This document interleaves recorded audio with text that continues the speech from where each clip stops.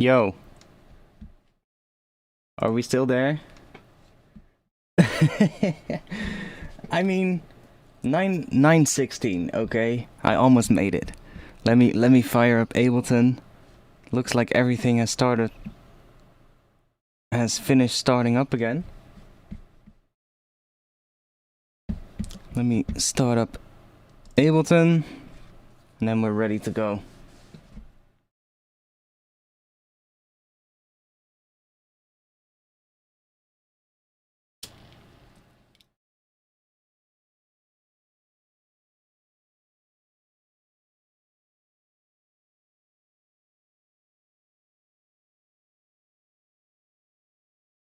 Yo, Beat MO, thanks for that, man, for the congrats.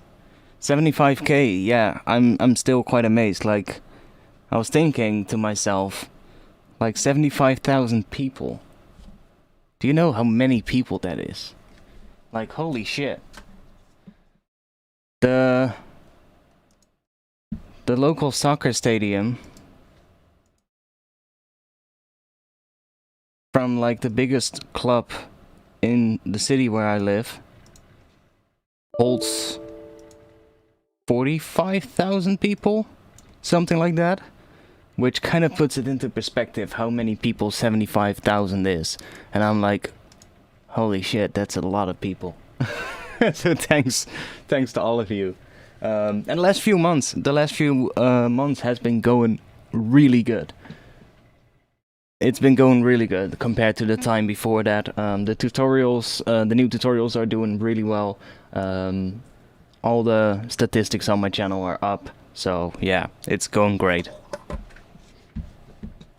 All that's left is up to 100,000. That's the only thing that is left. Okay, let me grab my headphones and let me check. Let's just open up the audio settings, which is always a little slow, but yes, okay, that was way quicker than it was before. I think that was it. Maybe the audio glitches might still happen, but it looks like everything is quicker again. So it's still not enough comparing the energy you give. I mean, it's up to you guys to bring me up to 100,000, right? So we can create that energy. Welcome back. Welcome back. Let's hope we're not gonna get any more hiccups during the stream, because I don't feel like doing any more troubleshooting. As long as it's my own issues. Like, if it's your guys' issues, if you have a problem, and if you have an issue with something and you need some help when it comes to audio, feel free to ask your questions in the chat if it's about anything related to music production, and I'll try and answer it during the stream. I keep my eye on the chat during the entire stream, so in the coming hours, if anybody of you has some questions, feel free to fire away, and who knows, maybe it'll actually kickstart an idea for me as well. So let's see. Okay, yeah, that no clicks.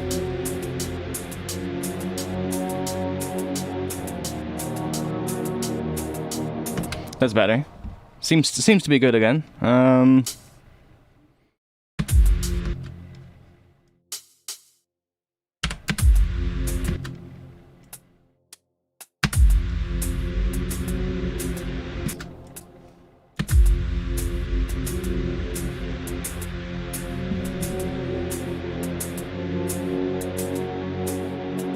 No, I'm still on ASIO right now. Not on MME.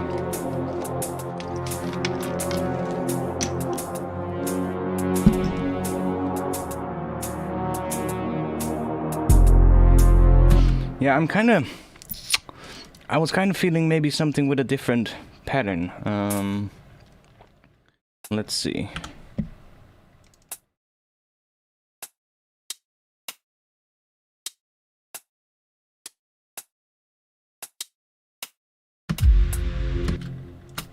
Maybe just even the pattern that the drums are doing later as well.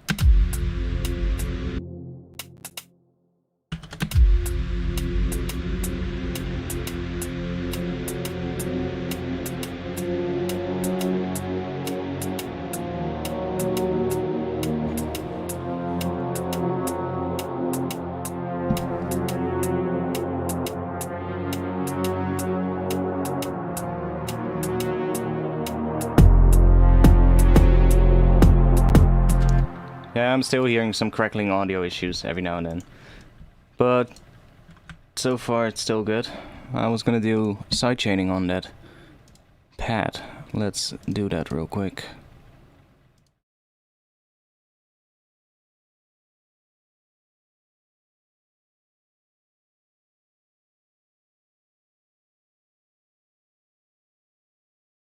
Might switch to enemy if that keeps up.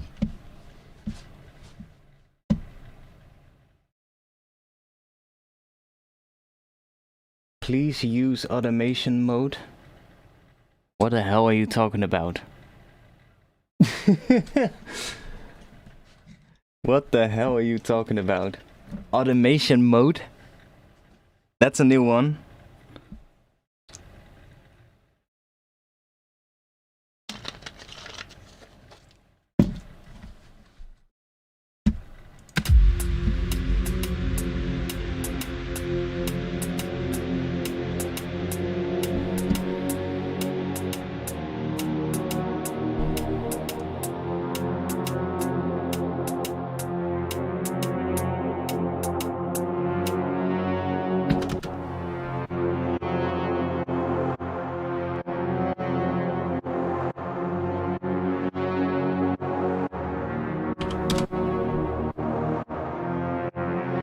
Yeah, so we got that when the pad comes in, when the drums come in.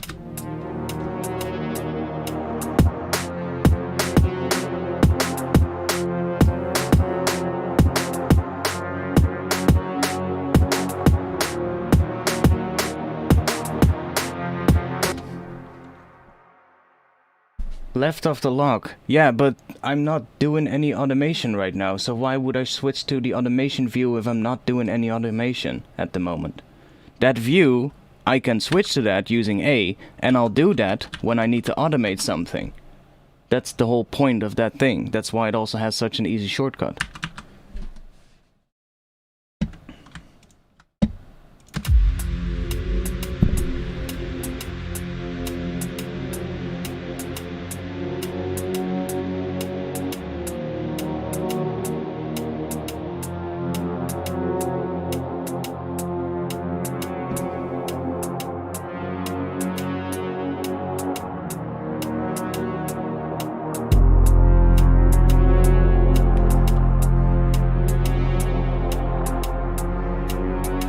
Yeah, so I'm feeling a high sound coming in, which could be... Let's see. Thinking some kind of a vowel vocal like pad sound, maybe? How are we gonna make that? Let's see. Let's think. Maybe I have a library I can use.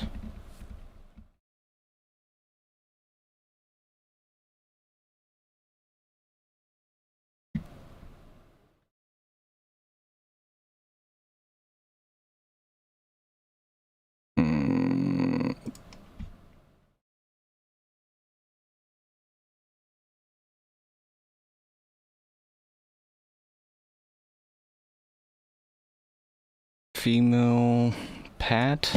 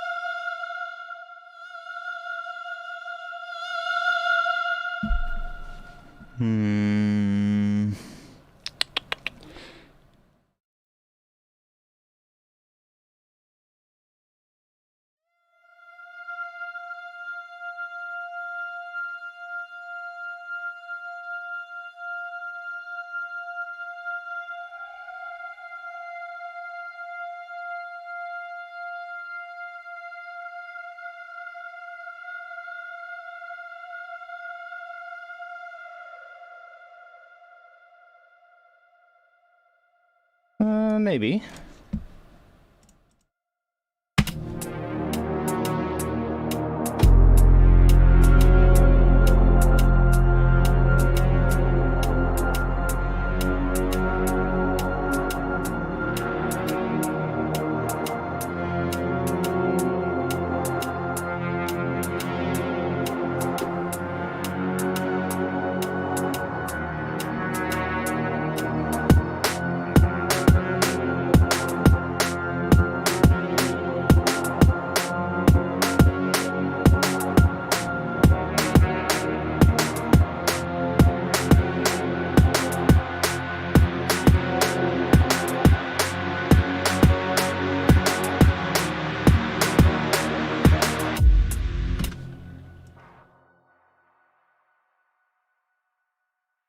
Now, I kind of like that, but not entirely.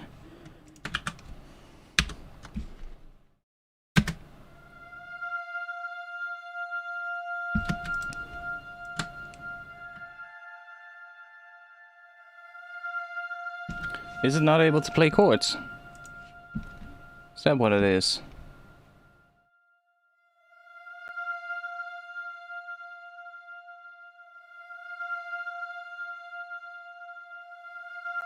I guess. Oh, okay. Do we have a polyphonic one? That would be great.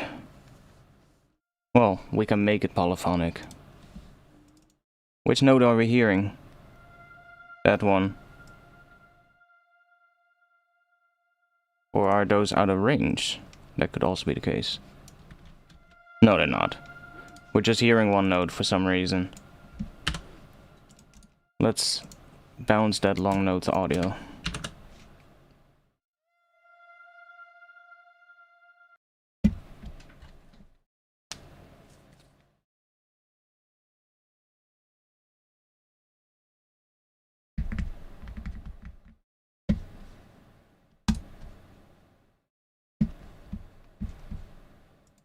See, it's pretty slow in general when it starts. But that's fine. Let's make a MIDI track. Put this in there. Make it a sampler. We can just start it a little bit later as well. Let's turn the filter off. Don't need this. Let's give it a bit of attack right here.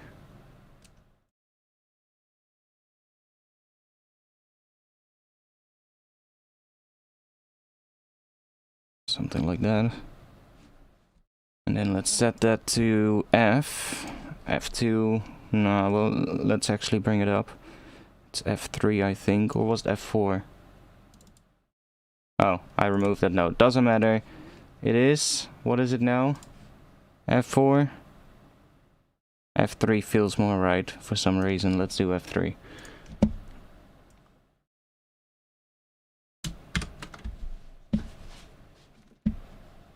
Yeah, it is F.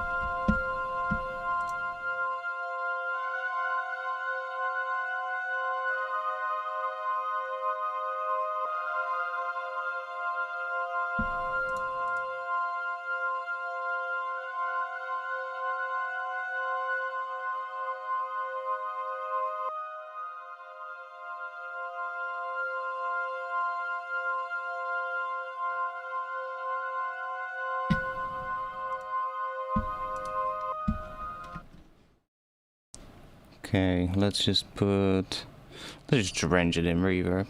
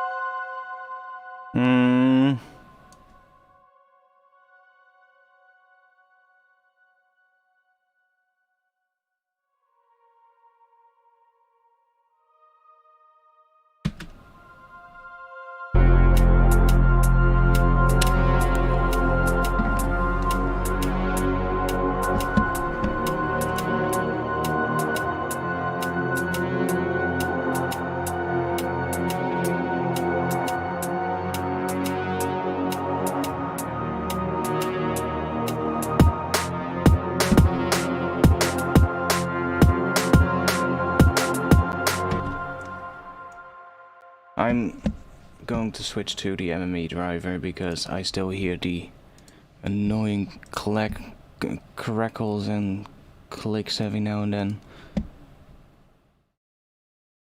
That should work. Can you guys still hear me? And can you still hear Ableton? Yes, you can. The audio just comes in on a different channel now in my streaming software, but that's fine.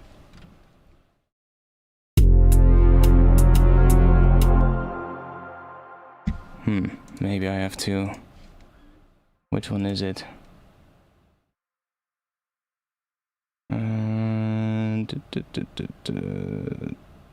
That one. Yeah, now it comes in on the right channel.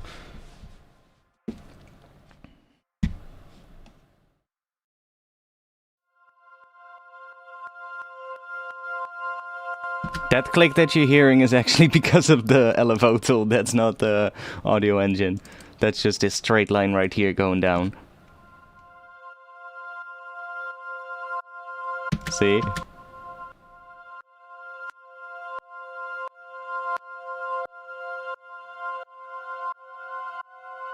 You can also use the smoothing, but I don't like that because then it's also going to round off this sharp corner right here, which I don't want. So I want this to be nice and sharp, but it doesn't need to be a straight line going down because then it clicks. So just move that ever so slightly over to the left. Because that smoothing, it's basically going to take all the sharp edges and it's going to round those off so you don't get any clicks, basically. And yeah, that's not really what you want on this, I think. Okay, good, you can still hear me, that's perfect.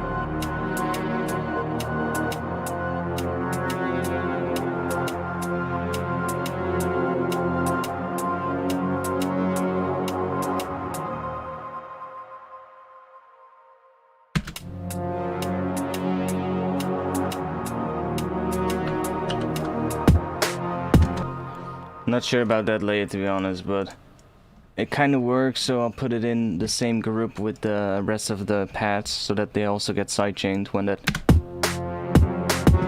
kick comes in. But not too sure yet about that layer. We'll see. Also not too sure about this layer, that bass thing. I do kind of like sort of like a bass impact happening somewhere in the intro, which I kind of would like to layer with. Oh, I haven't tried that yet. Layering these two together. That's actually what I initially had as an idea. Let's try that out. Without the LFO tool. And then maybe just having a long F note, but saturating those together. Which one is gonna sound nice? I guess we can use Serum effects and use the tube saturation from Serum. Damn it, on the wrong spot.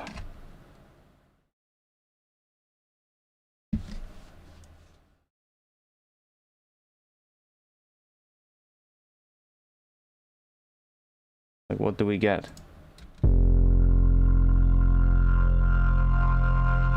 Oh, that's kind of cool though.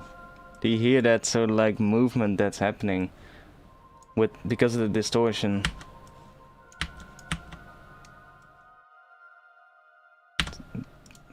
That's totally gonna be it that we're gonna do.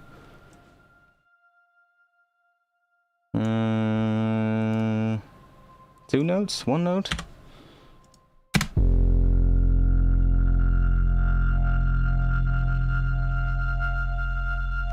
That reverb might not even be needed.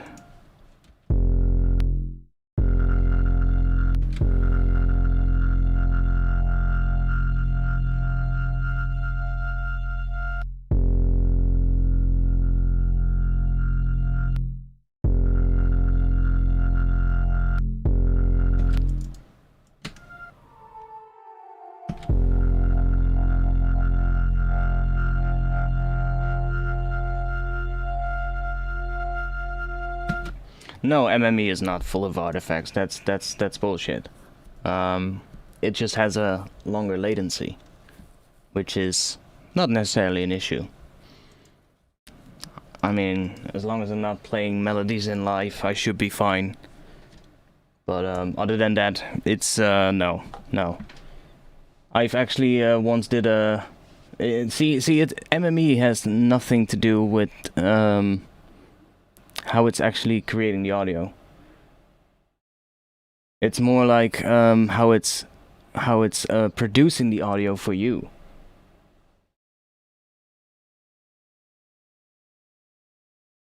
Artifacts are great for artifacts, yeah, maybe. Oh wait, we're still in, let me switch to that.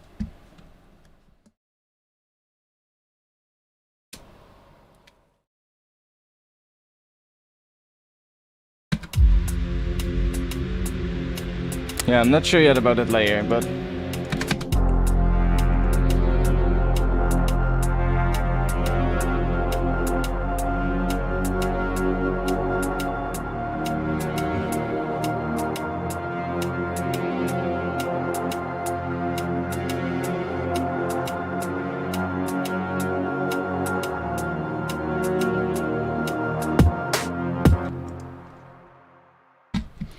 Not sure yet about that layer. It's gonna be off for now.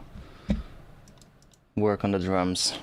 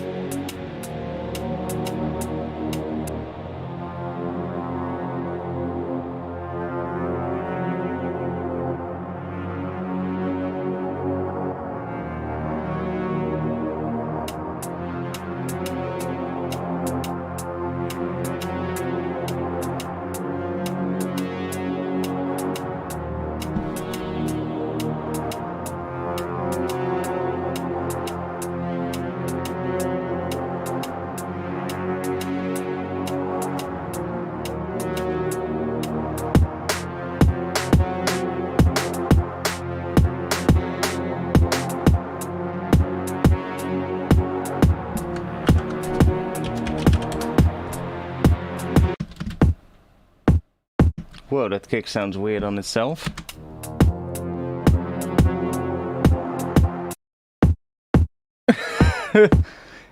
It sounds so much better in the mix.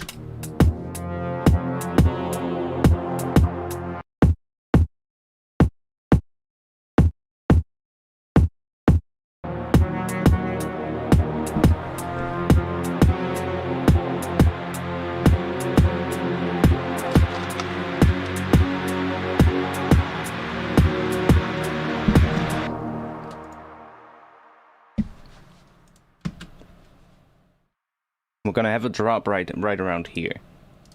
So this is gonna be where the drop is gonna be. We're basically gonna have sort of like a build-up break section here. Dun dun dun dun dun dun dun dun dun dun dun dun. Something, I don't know, something rhythmic is gonna come in there, and then build up. Second half, maybe some drums coming in, or some rise or something like that, just to build up some tension, and then going into a drop right here.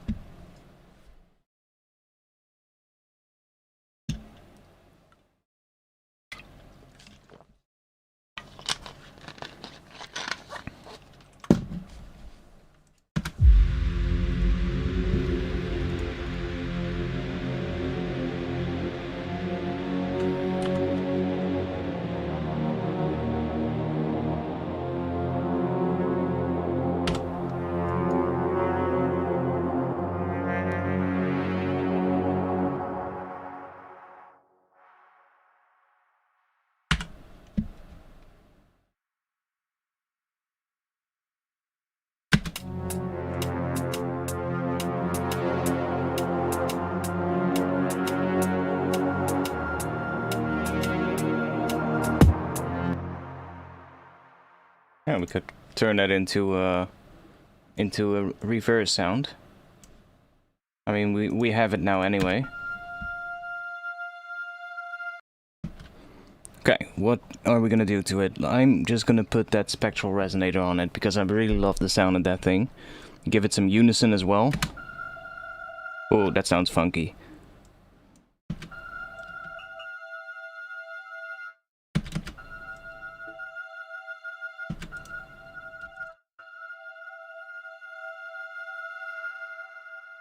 And let's tune that to F or to C.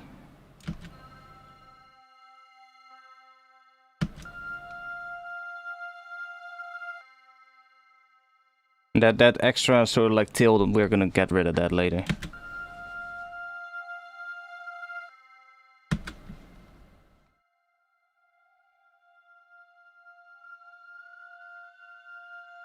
Ooh, that's good.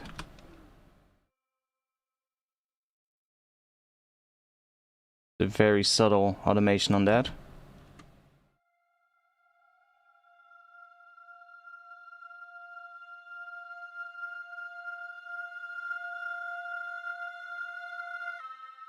A little bit more. Okay, let's just do that.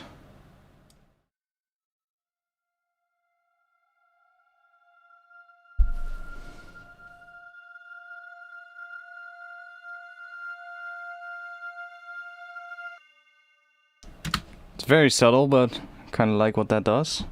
Let's do.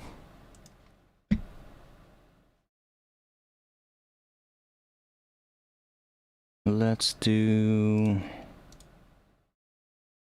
maybe this one.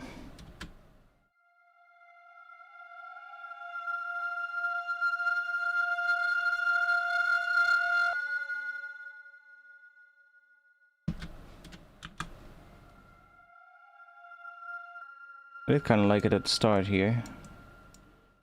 Back it down a bit.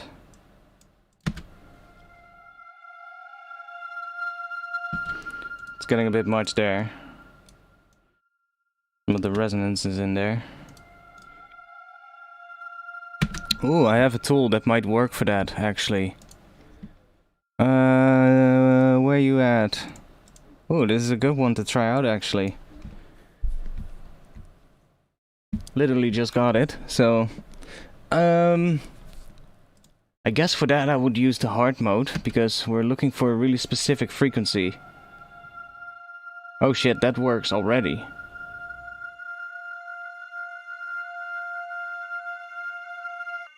Oh wow. That actually works really damn well.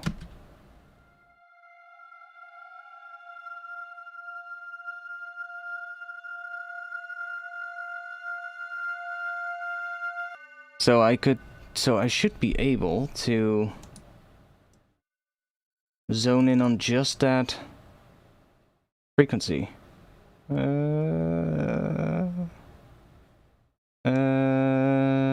Wait, this one. Ah, yeah, okay. So that is the one. That frequency right there is the one that's that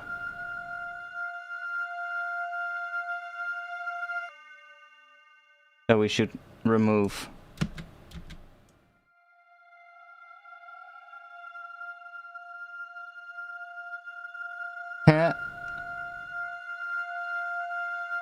That's pretty damn good. Not gonna lie, but that's pretty damn fucking good. Like that would, you could do that with a dynamic EQ as well. Like, I could do the same thing with a dynamic EQ pretty much, but that's probably gonna be more time setting it up. Like right now I just had to figure out like how do I do that because I haven't used this one yet. I literally installed it today, so, but that is pretty damn useful. So we have a mix as well, so we can then say like how much of that, or I guess this one is the same. That's the depth. So that's just going to be the actual strength, and this is just going to mix some of the dry signal back in, so it's slightly different. So if we want some of that to come through,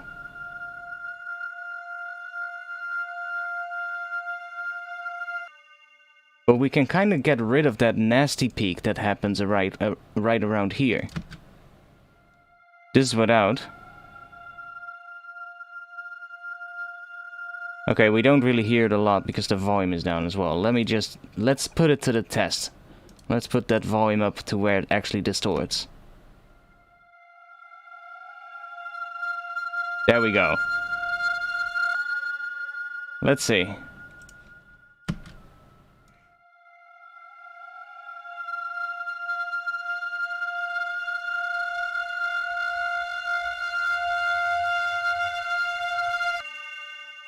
Whoa, that's nice. I'm doing really aggressive removal of that frequency now.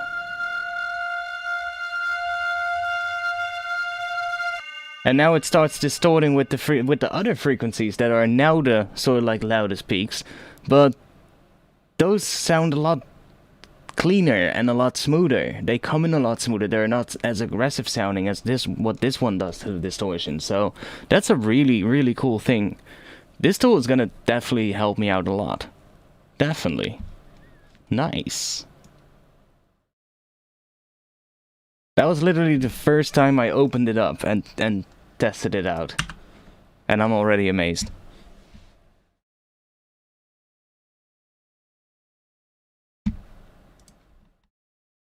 That's good. I like it.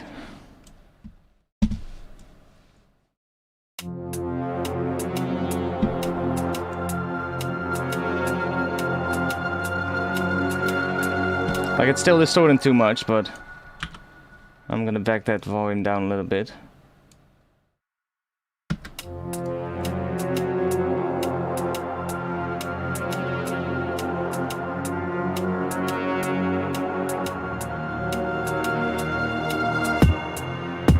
A bit too much.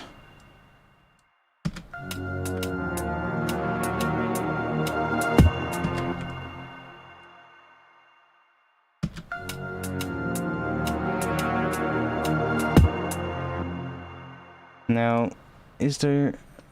Okay, no, what we're hearing is really only that tilt from that resonator. So, let's cut the reverb off for now. Freeze and flatten this one.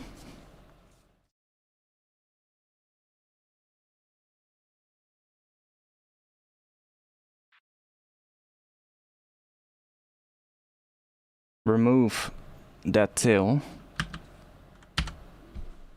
And then put our reverb back.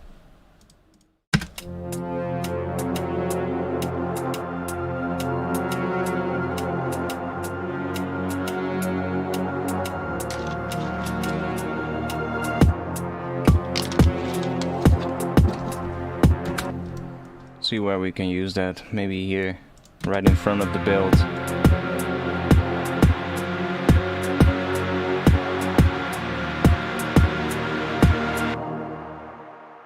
Yeah, that's gonna work there. So like adds a little bit of tension towards the end. Well, not really much tension, I guess. Well, it does, yeah. I mean, it sounds pretty dissonant. Maybe we can make that even more, maybe. Like I could take... maybe this one, Kilohertz Ensemble.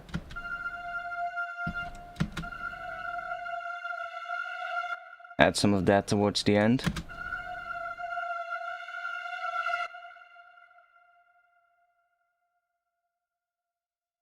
Basically make it more out of tune.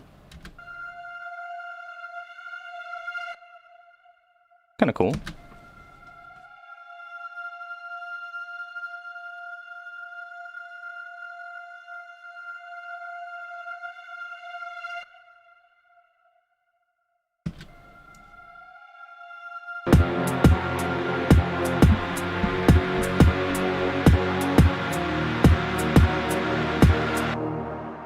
You don't really hear it much in the mix, but it's just like, you know. It's kind of already doing a pitch bend right now. And it's not a chord anymore, so there's no MIDI notes happening right here, so there's nothing to pitch. There is stuff here, but I don't want to pitch bend these.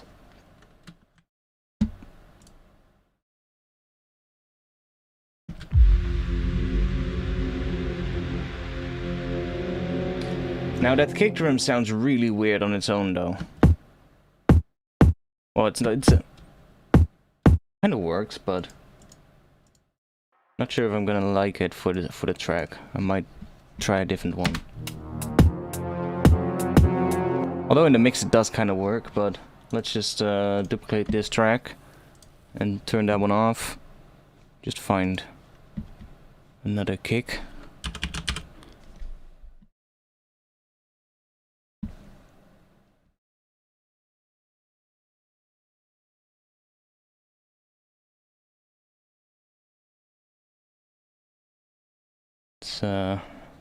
Having to search through quite a bit of folders right now for kick drums. Should be getting there. Yeah, there we go.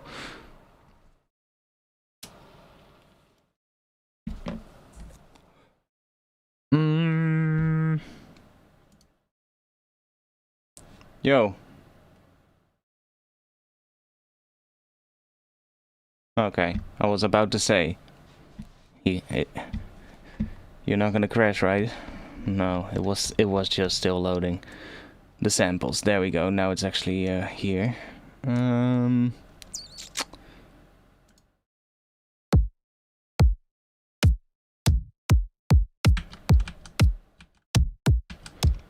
also try some of these in my own.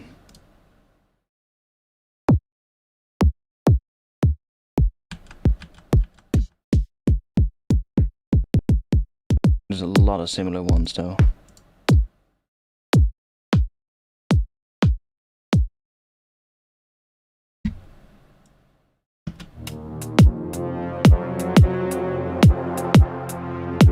They're like a lot cleaner, more digital kicks, and those I think I like a little bit more lately.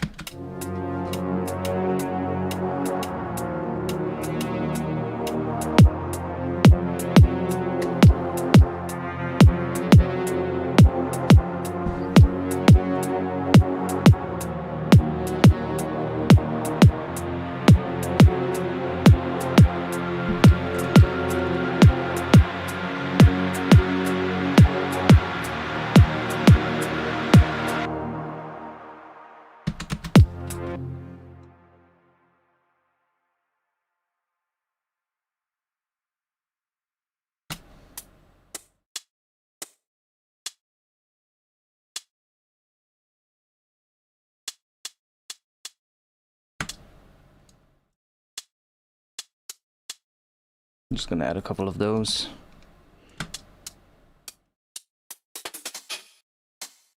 Add one of the open ones.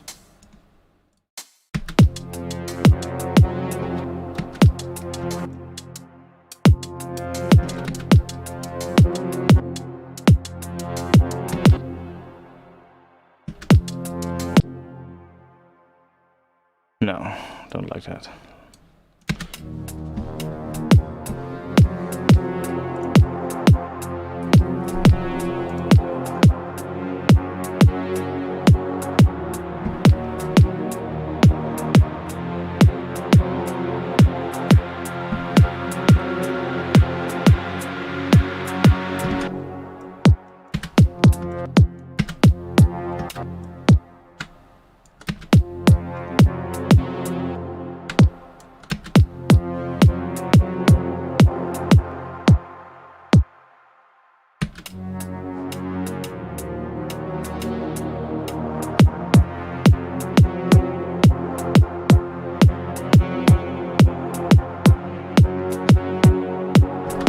That's quite an interesting pattern, actually.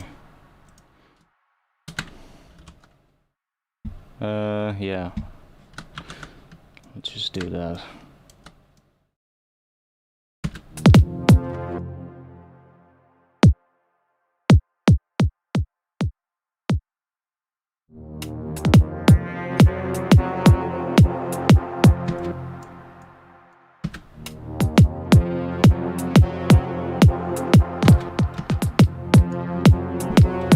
These are just made with, I think this was kick 2.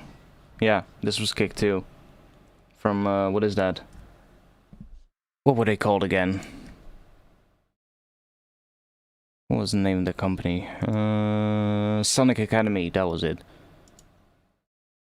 a really good one for making kick drums, to be quite honest.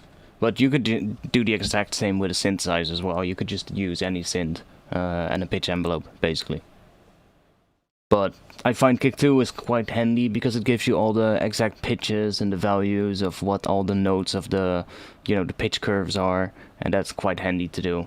It's quite handy to see when you're making kick drums, and because it's quite a large window versus, let's say for instance you're making your kick drum in Serum or in Vital. Like the window in which you can edit the LFO shape is way smaller than the window in, for instance, kick 2. It's just, in general, just a really large window in which you're editing the pitch curves and all the other curves. So it gives you a lot of, like, fine control over the shape of it. So that it's quite nice. It's also really easy to make a whole bunch of very similar kick drums that all are just, like, slightly different. Like, one might end on a slightly different note, one has a slightly different transient. It's just because you can dive in pretty deep into, like, shaping the, well, not just the pitch curve, but like all the other curves as well. So I quite like it for that. I haven't really made a lot of snare drums in it yet though, so I want to try that as well someday.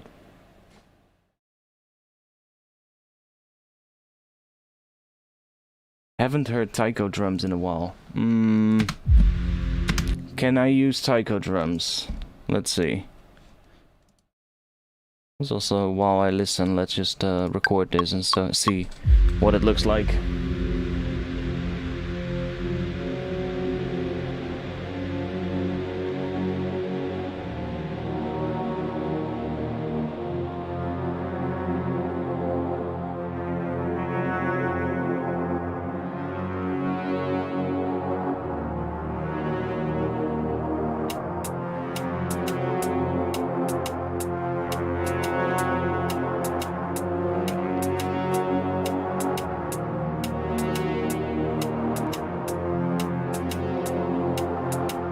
Yeah, maybe I can make the kick drum come in here and then a snare drum come in this section.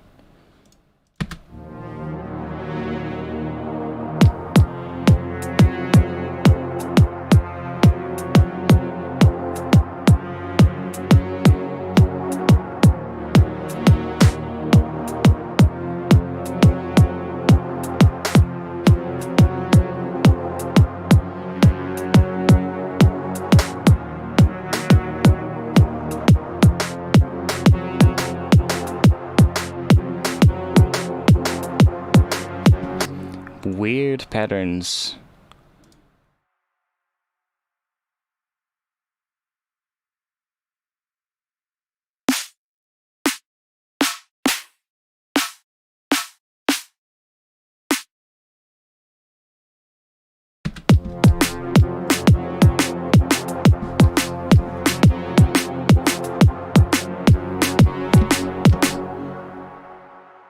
Yeah, so I don't like that.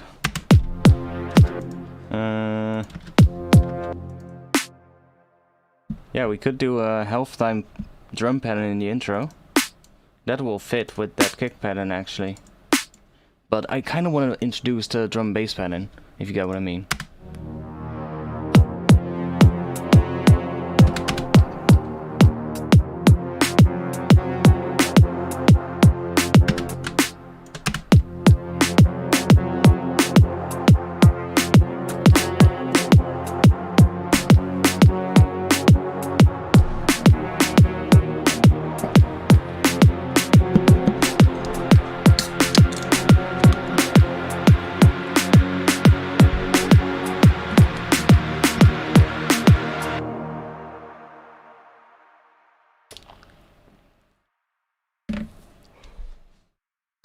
So that could work. Other thing that we could do is just going, yo,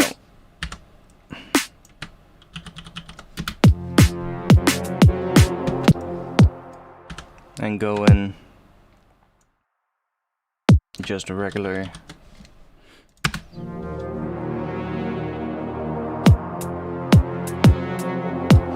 Which kind of works.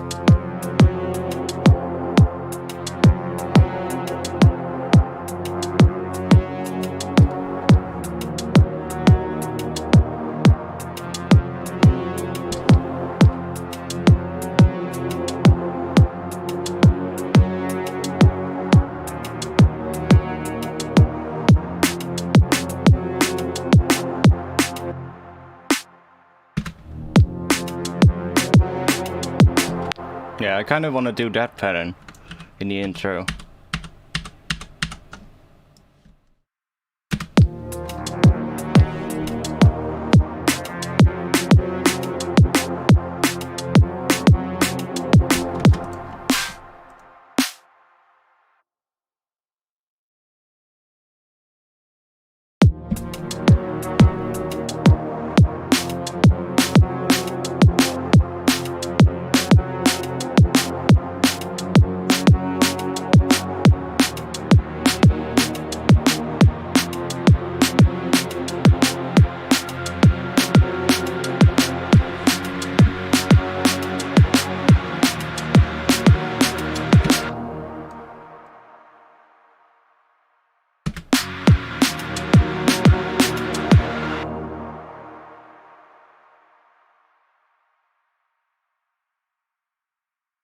I say let's just start working on the next section. I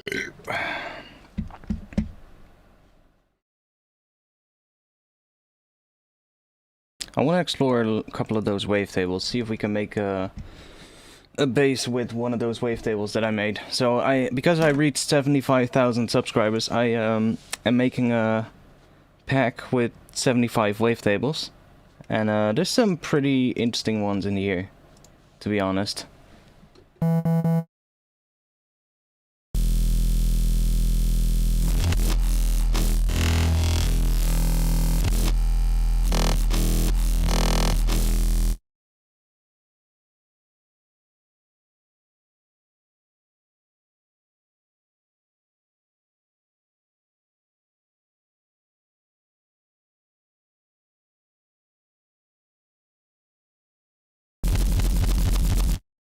That one is a bit crazy, but...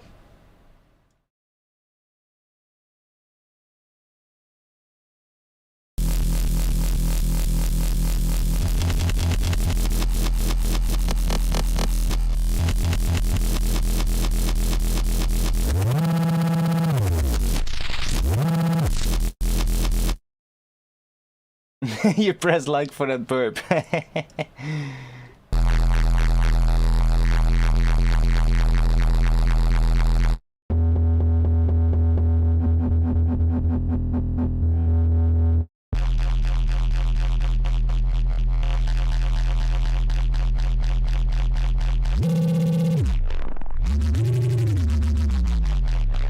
Some pretty good sounds coming from these wavetables.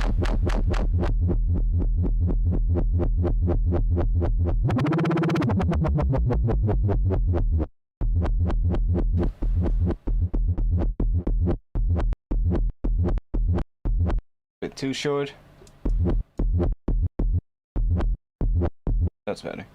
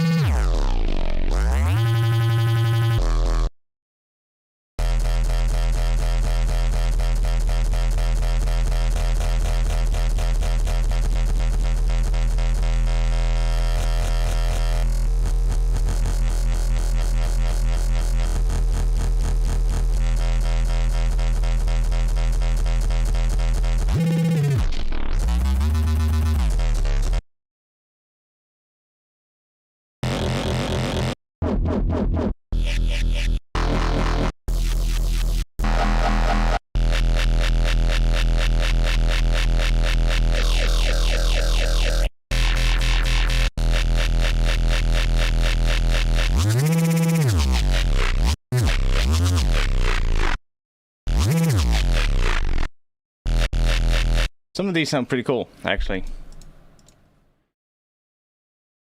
I mean, they all sound kind of cool, but...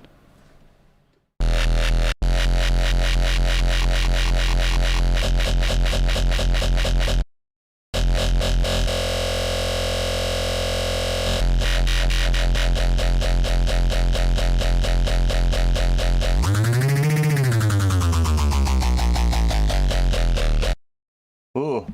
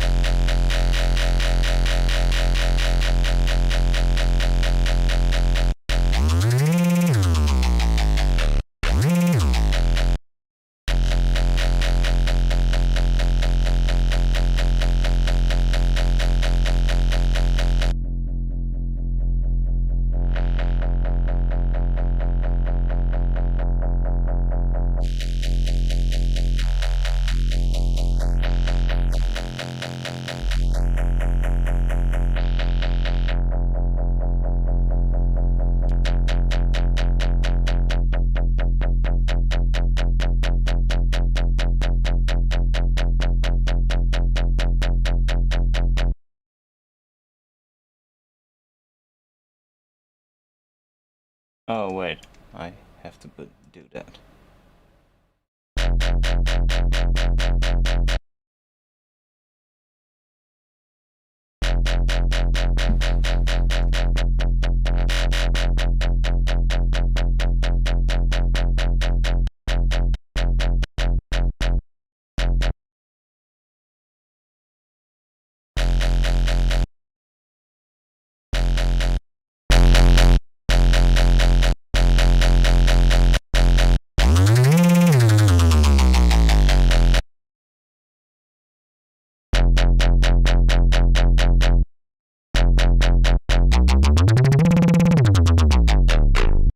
Does the key tracking also work with pitch bend? Oh, it does.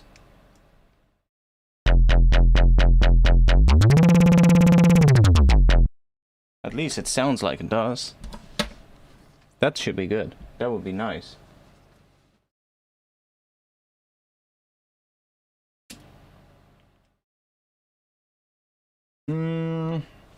Let's think. What kind of a pattern? I should probably come up with a pattern real quick. And then try and make a bass for that pattern.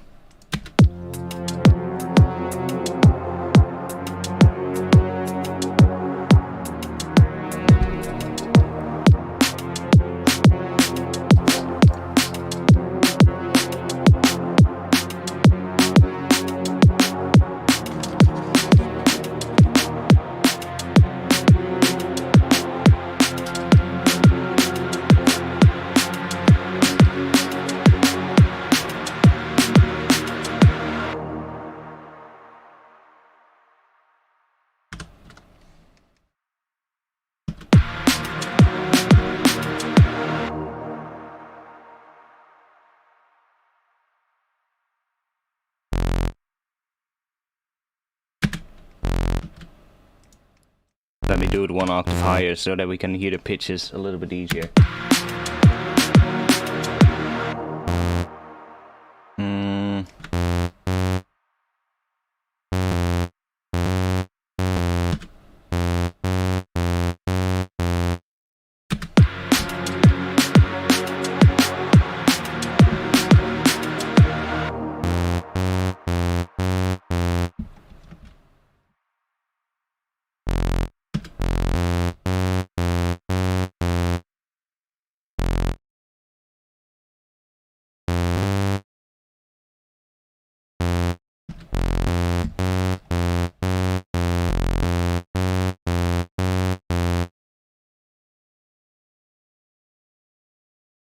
Should that follow the...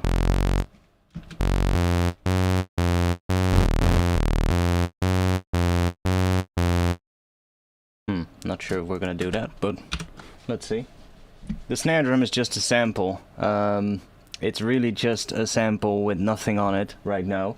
And the snare drum is actually from a sample pack, and you can help me out if you want to get that sample pack, which is...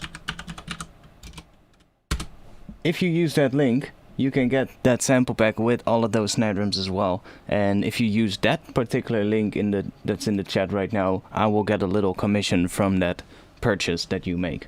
So snare drums were made by Vitaly Lupus. He has a YouTube channel as well. He made these snare drum samples, and he sent them over to me. He was like, yo, if you like them, use them. And they're actually really good. So I use them all the time, actually, to be honest. I do know how he made them, because he also sent me the project files that he used to make them, so I could kind of have a little look. So I know how he made them, and I kind of can do the same thing myself. But to be honest, the pack is pretty much... they're just good, you know? They're just good snare drums right off the bat. You throw them in, they're like... you basically have a selection from like 200 hertz, or I don't know. Let's see. What was it? Where's the folder?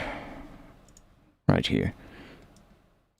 So we've got from 178 all the way up to 1000 hertz, with all like... they're all marked with the amount of hertz. So it's really easy. You can just quickly test out, do I want to have a low snare drum or a high snare drum? So yeah, I just a lot of times just go for that pack, and then a lot of times I do end up changing the snare at some point. Like I might layer it with something to kind of make it sound a little different, or I might do some processing on it to make it fit the mix more. But because they're just good snare drum samples right off the bat, it's easy to kind of, when you're writing your track and you don't want to spend like, I don't know, an hour making a snare drum, right? So it's good to sort of like having a starting point, I guess. And that's also where I use it a lot for. But they're great. Yeah, they're great.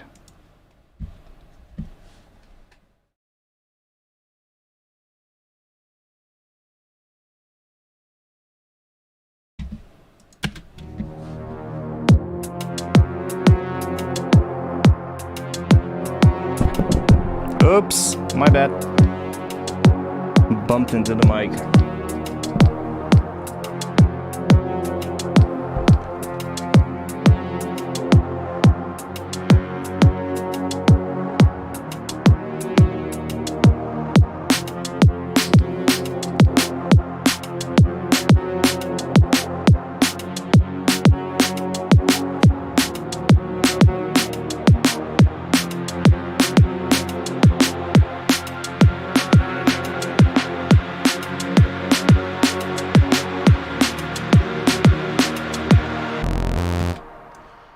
Yeah, so what we have here,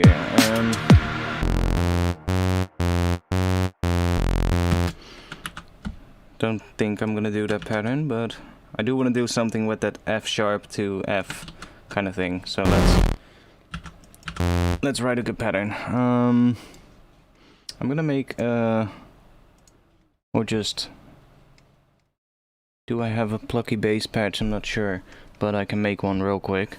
Just give this a couple of voices. Not that much detuning. And just give it a filter with a bit of an envelope on it.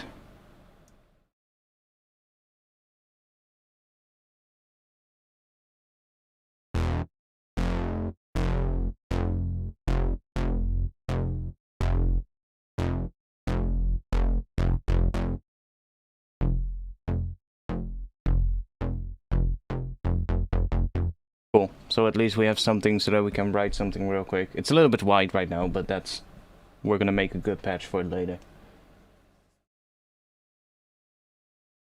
But it's just easier to you know, come up with the right pattern when you have a pluckier patch. I find, at least, than when I have a sustained patch, especially when I have like a couple of different notes right after each other. Because when I have a sustained patch, you don't really hear it when you repeat a couple of notes, for instance. And when a patch is more like plucky or well, yeah, just more plucky. Or stabbier, I guess. That's a good word as well. It just, you know, you hear it more, and I'm also more often tempted to, you know, repeat one note a couple of times instead of just going from one note to a new note all the time.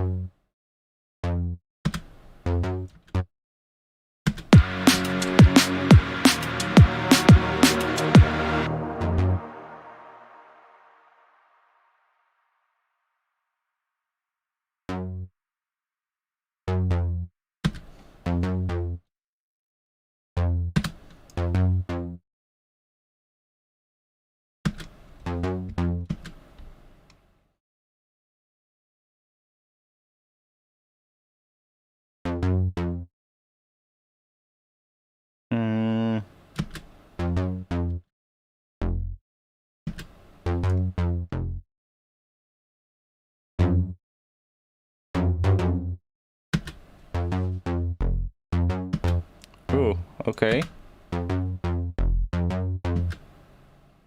Interesting.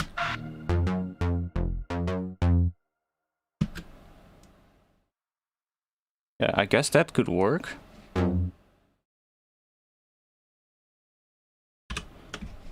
So, on the first, like 4 beats, it happens on the snare, and then here it happens right in front of the snare, and then the second note hits on the snare.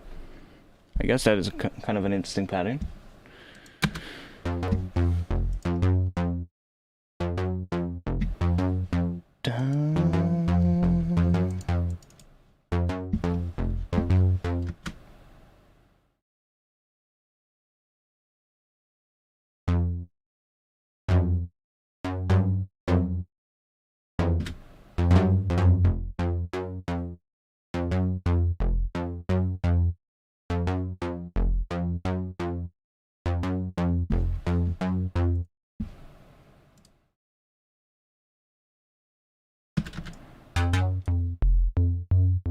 Oh yeah, now it's probably better to do this real quick. If it's gonna be a bass, then I'll bring the spread all the way down.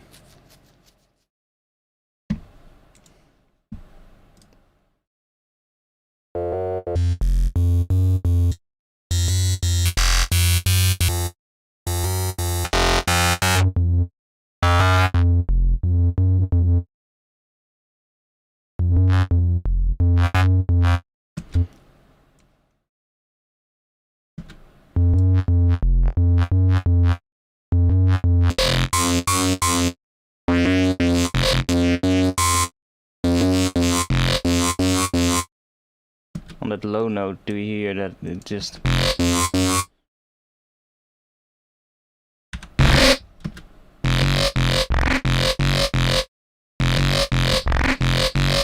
That one is really low, but we don't mind for now.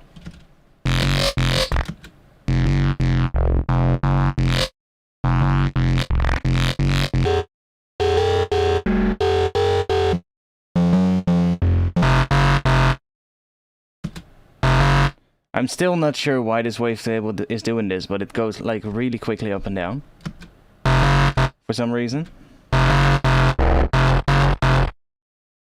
But it kind of fits the name, so I guess I'll just stick with it.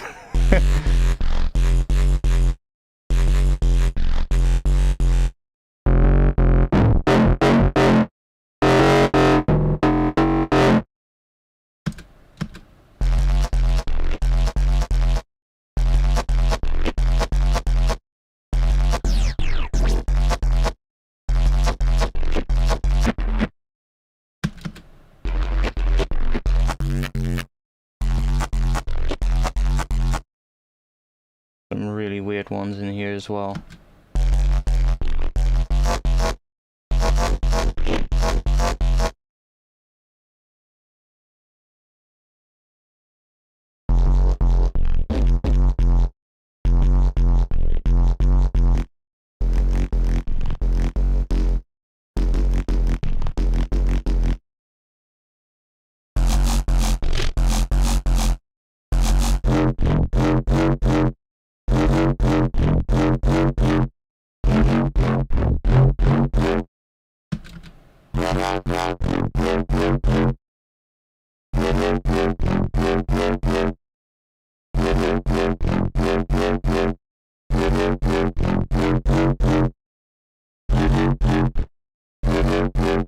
Like I can hear some clicks happening as well still in this one.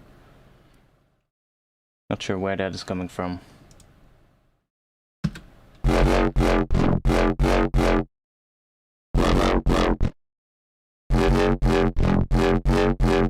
It's all a little bit of playing with it and getting it to be exactly right.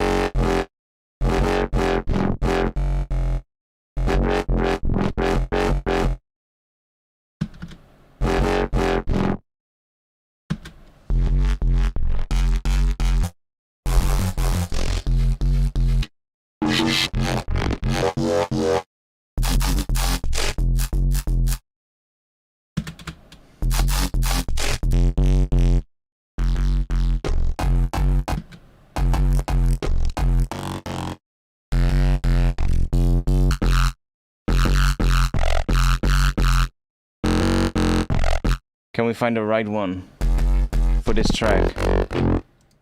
One that makes me go yes.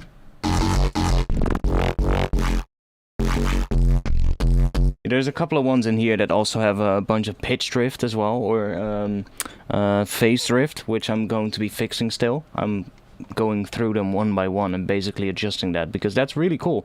You can go in here. Oh, see here, I've already done it.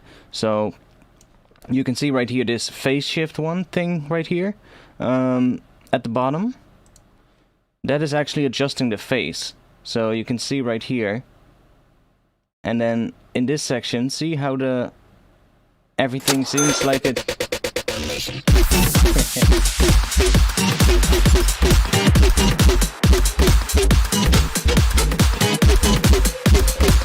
Damn.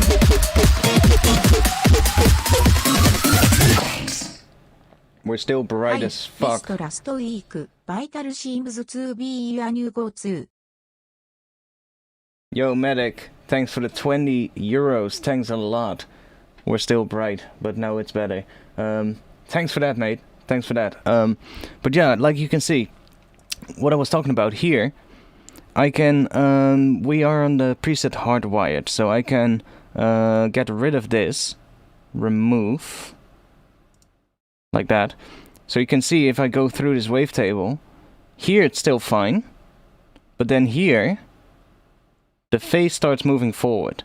So that is because the sample that I've loaded into here had some pitch movement. And then here it starts going backward again a little bit. Very subtly, but that's not that big of a deal. It's just that movement here that's going forward. I wanted to get rid of that, so I added that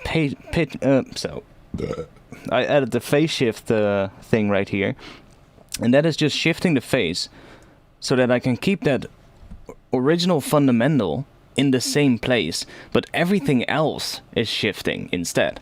So now what you get is you get this. You can see that fundamental frequency now kind of stays here, while everything else starts shifting backwards, which is really weird, but sounds kind of cool. And you can do really interesting stuff like that, so...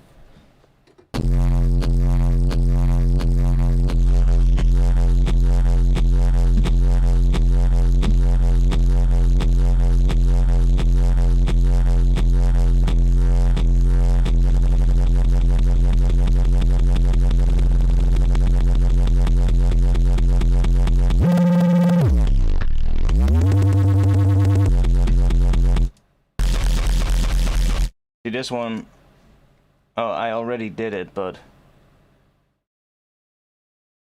yeah, this one is weird. It goes forwards and backwards. That's why it's a little bit crazy when you play the entire thing.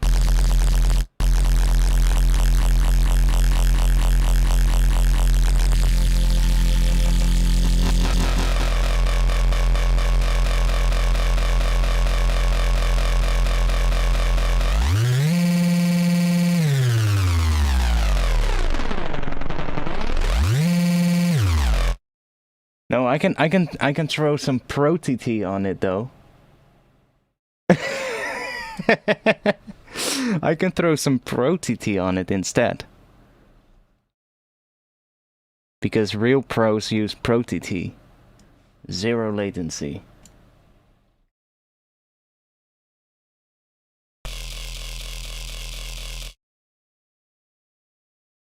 But to actually see what we're doing then, we need to have this as well.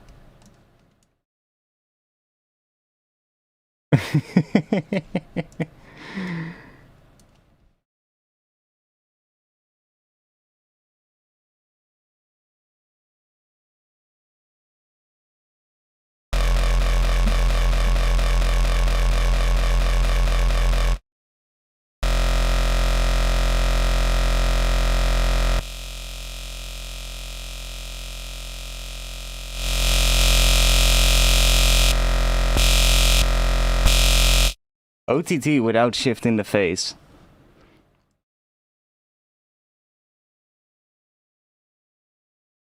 It gets a little bit crazy every now and then, but...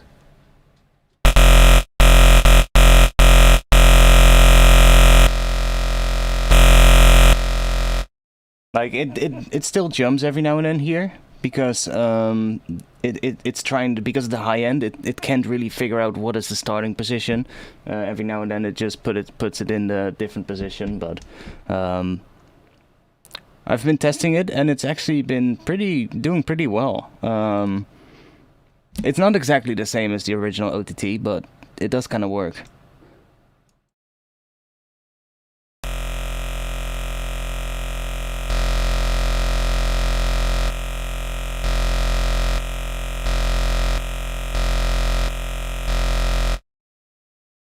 So I'm still doing a little bit of tweaking and bug testing, and it's really annoying because it is kind of, it doesn't change the phase of audio. like the original OTT does, but every now and then, depending on the sound and depending on the crossover position of the individual bands, it does create little sort of like frequency dips because of some phase cancellation around those crossover frequencies, but not always. It depends on where you set the crossovers. So I'm still kind of like trying to figure out how I can hopefully fix that. But the rack is zero latency. There's no latency at all coming from this rack, so that's quite nice. I also have a different version, which is Pro TT Plus, which has some extra tools. Like maybe you have a sound that is just low end and it's mostly a sub bass, and you wanna, you know, fatten some stuff up, and you wanna put some noise on it. Then this one has a built-in sort of like erosion in it, which also means that this one has 5 milliseconds of latency because there's erosion in it and there's a reverb as well. But the reverb is zero latency. It's only the erosion that's adding 5% of latency, or 5 milliseconds of latency. But this one allows you to just add a bit of noise in it as well. So I'm just kind of tweaking both now to kind of make them as good as possible.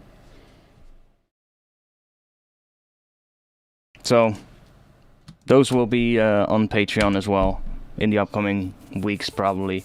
It's not exactly the same though. Like the one issue with it is that when you the low and high band are really clean. So the low band and the high band are basically just what you would expect, but the mid band you expect to only have no, it's not in the Patreon channel yet. I'm actually working on a video about it, and when that video is out, then they're gonna be in the Patreon channel and on Patreon as well. But there's the mid channel, like when you listen to it as well, it's a little bit of a mindfuck, because that's what you don't get with the original OTT. Like, I don't want to show too much.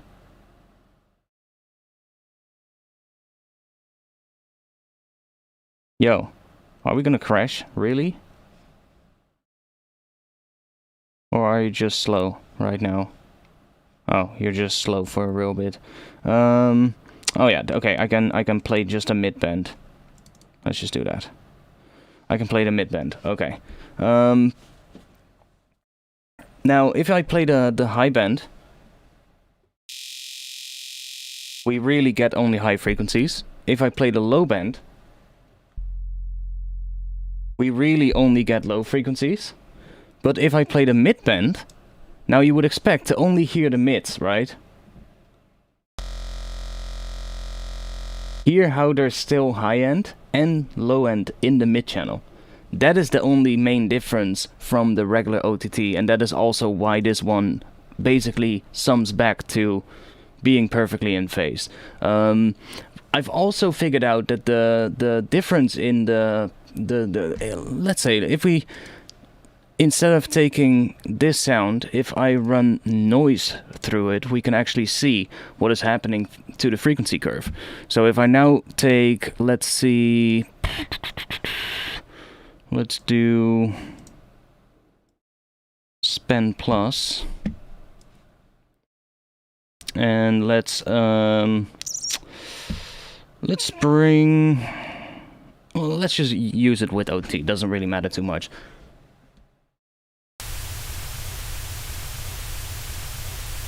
See, it looks pretty alright. It's not really anything weird going on. Now let's move to crossovers.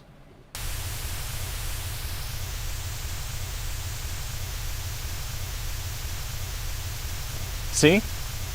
If I move the crossover to a high position, we get a sort of like a little dip in frequencies right there. But if you keep them at the original position of what OTT has the crossovers at, which is at 2.5 kilohertz, and I brought the low band a little bit higher. The default OTT setting is 88.3 hertz, if I'm correct, for the low crossover. I usually have my crossover with OTT a little bit higher than that, so usually around something like 120, 130, 150 sometimes even, because I find it just brings up a little bit more of those upper harmonics that are above the first harmonic of the bass, basically. So I find that usually sounds a little bit better. But if you keep them at those positions, then it doesn't do it. Like, we do have that boost in the low end, but that is coming from the fact that the gains of the different bands are different. That's also what influences that dip as well, because if I move this up to a position where we do get a dip in the frequency spectrum, like there, if I then make the mid band the same gain as the other two bands, that dip should be gone again.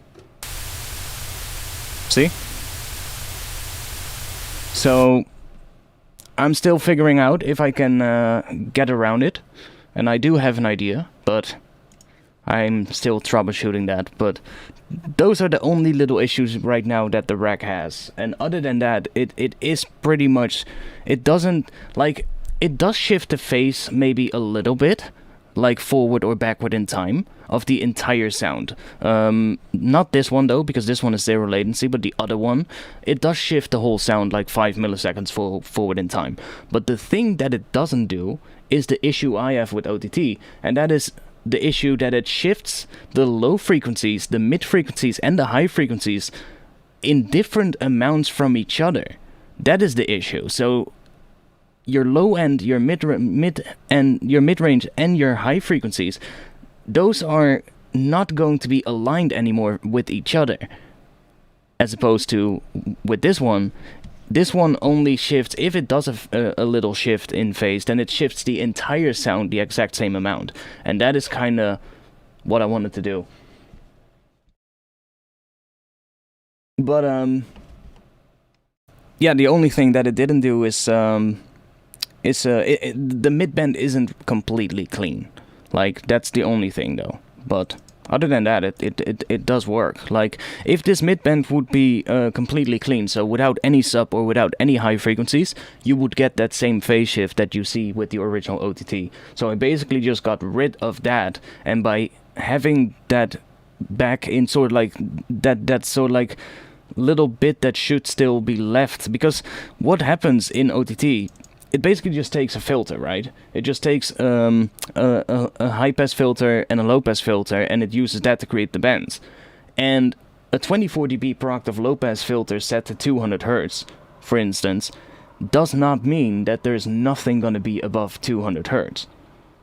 It just means that after 200 Hz, or around 200 Hz, which is the cutoff frequency, it's going to start rolling off the sound, and it's going to get quieter and quieter the further you go up in frequencies. But there is still a lot of stuff there. You can try it out. Take a 24 dB per octave low-pass filter, low-pass a sound, and then put a multi-band compressor on it, and basically compress the shit out of that frequency range that you've took away with the low-pass filter, and see how much you can bring back. And you can actually bring back quite a lot, because there's still a lot of stuff there. It's just really quiet. And that is the stuff that you now hear when I turn the mid-band on. That is the stuff that is still left there, basically, after that filtering. So by having that still there, and then it sums completely perfectly to mono. Or to mono. It's just basically, it splits it and then sums it back just the way how it was. So without the OTTs in this rack, it basically just sums to basically the exact same thing as what it was before the rack. So that's really what I wanted. But I think it can go better though. Does that dip go away or get worse with a steeper filter fall off? The filters actually need to be 24 dB per octave. There's a whole sort of like there's a whole mathematical reason behind it as well that I don't really know. I'm not an expert on filter DSP coding and stuff like that. But what it basically means is what you need is you need a 24 dB per octave Buttersworth filter, which basically is most digital filters are capable of being a Buttersworth filter. It's basically a filter that doesn't add any sort of like gain boost or cut around the cutoff frequency. And with most digital filters in EQs and in Ableton as well, the default value is that particular type of filter. In Ableton though, you don't have a 24 dB per octave filter in EQ8, for instance, so you would have to stack 2 filters. You can do it with autofilter though, but then I'm not sure. Autofilter gives you a percentage for the resonance value, the Q value, which is different. So you want to have a Q value of 0.707, which Ableton rounds off to 0.71, and then it is a Buttersworth filter, which is sort of like the technical name for it. And by using a 24 dB per octave low pass and a high pass together, you basically get the least amount of phase shift between your different bands. So that is sort of like considered to be the best sort of like middle ground for like getting how much phase shift you're getting and how much it actually colors the sound. But there is a cleaner way to doing it when it actually sums back to complete. Well, basically you can put that rack without the OTTs and then cancel it out against itself without the rack on it, basically. So that is something that you cannot do with a regular frequency split. There's always going to be stuff left. But steeper filters are going to make it worse. What is going to happen with steeper filters is you're going to color the sound more. You're actually going to color the sound depending on where the where the crossover frequencies are set. And if you have just these 24 dB per octave filters, there's absolutely no coloration at all. So that's like if you go for a 12 dB per octave filter, there's more crossover, sort of like bleed from each bend into the other one.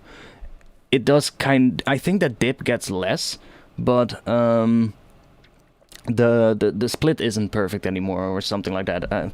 I did a whole test with it earlier this week, and yeah, 24 dB per octave seems to be where it's at. And after that I ended up reading some technical papers about DSP coding and fuck do I know, stuff about speaker crossovers and on big festivals and all that kind of stuff. But that's the same technology as well, like the crossovers between speakers and subwoofers, for instance.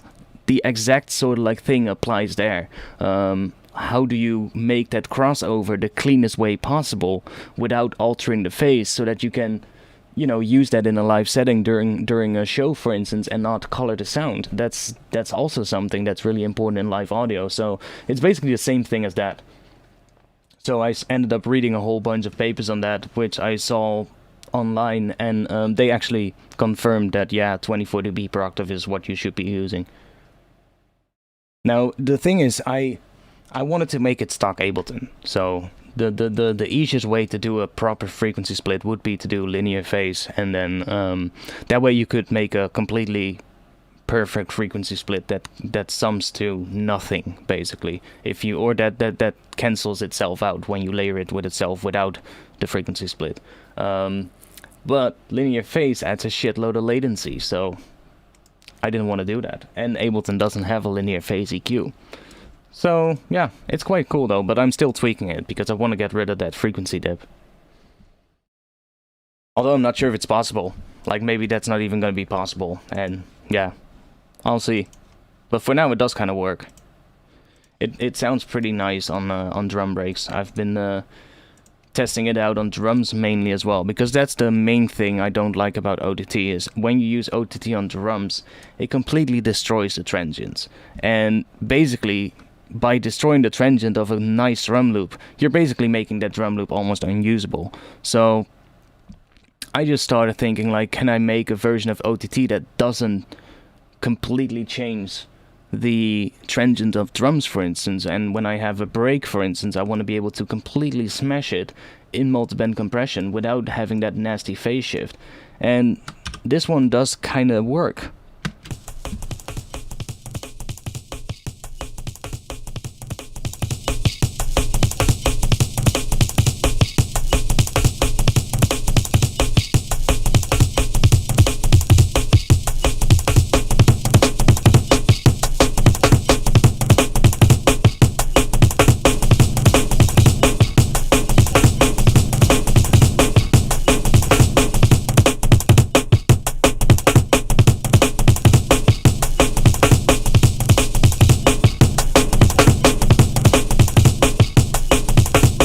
Like, we're fucking smashing the hell out of this thing right now, and it still sounds good in terms of the transients. It doesn't get completely, like, it doesn't get that sound that you get with OTT, that phase shift, because it shifts the different bands differently. You get that sort of like zappy, watery kind of sound, although it's really subtle. But as soon as you start stacking a couple of OTTs on top of each other, you really hear what effect I mean. But yeah, this one doesn't do that. Now it does still depend on like these settings right here. So if you have the mid gain really low, for instance, you'll get a frequency dip as well.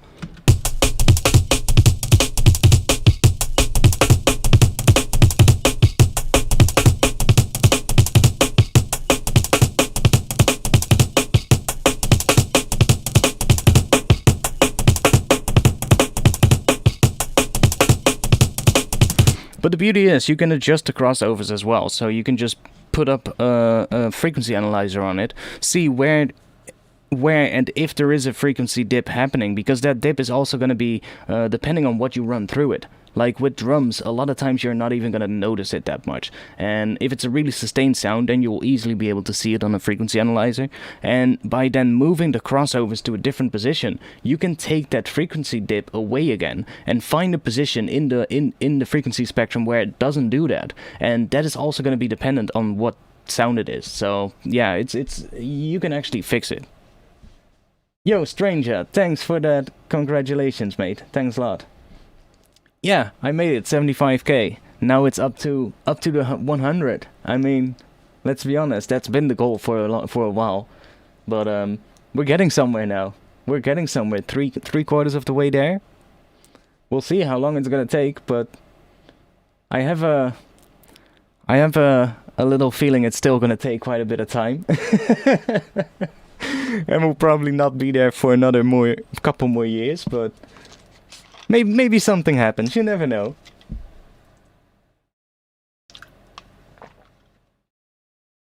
You're curious as to how Ozone's brickwall filters no fall of its hard cutoff will behave in the splitter. I'm not sure. It depends on the type of filter. Maybe I'm not sure how they've created that filter, but in my knowledge, there are other filters that can do that. For instance, like FFT based filters, for instance, could a lot of times also really create those very steep cuts with like a high pass and a low pass without getting like any pre-ringing or stuff like that. The downside of that is to get an accurate FFT filter, you have to, well, basically bring up the FFT size, basically, which also introduces a really long latency. So you're basically getting the same effect as you get with, for instance, a linear phase EQ, which is often also, it just adds a lot of latency to kind of make it as accurate as possible. And linear phase EQs work really well, and I guess the same would go for instance, an FFT based filter, which is also capable of doing really steep cuts. And I think if you do it that way, because those kind of filters, they're harmonic based, right? So they're not based on like, they don't boost or cut at the cutoff frequency with a really steep filter, for instance. You can have a really steep FFT filter that doesn't create a boost around that cutoff frequency at the same time. And I guess that could work too for a frequency split and make it basically phase accurate.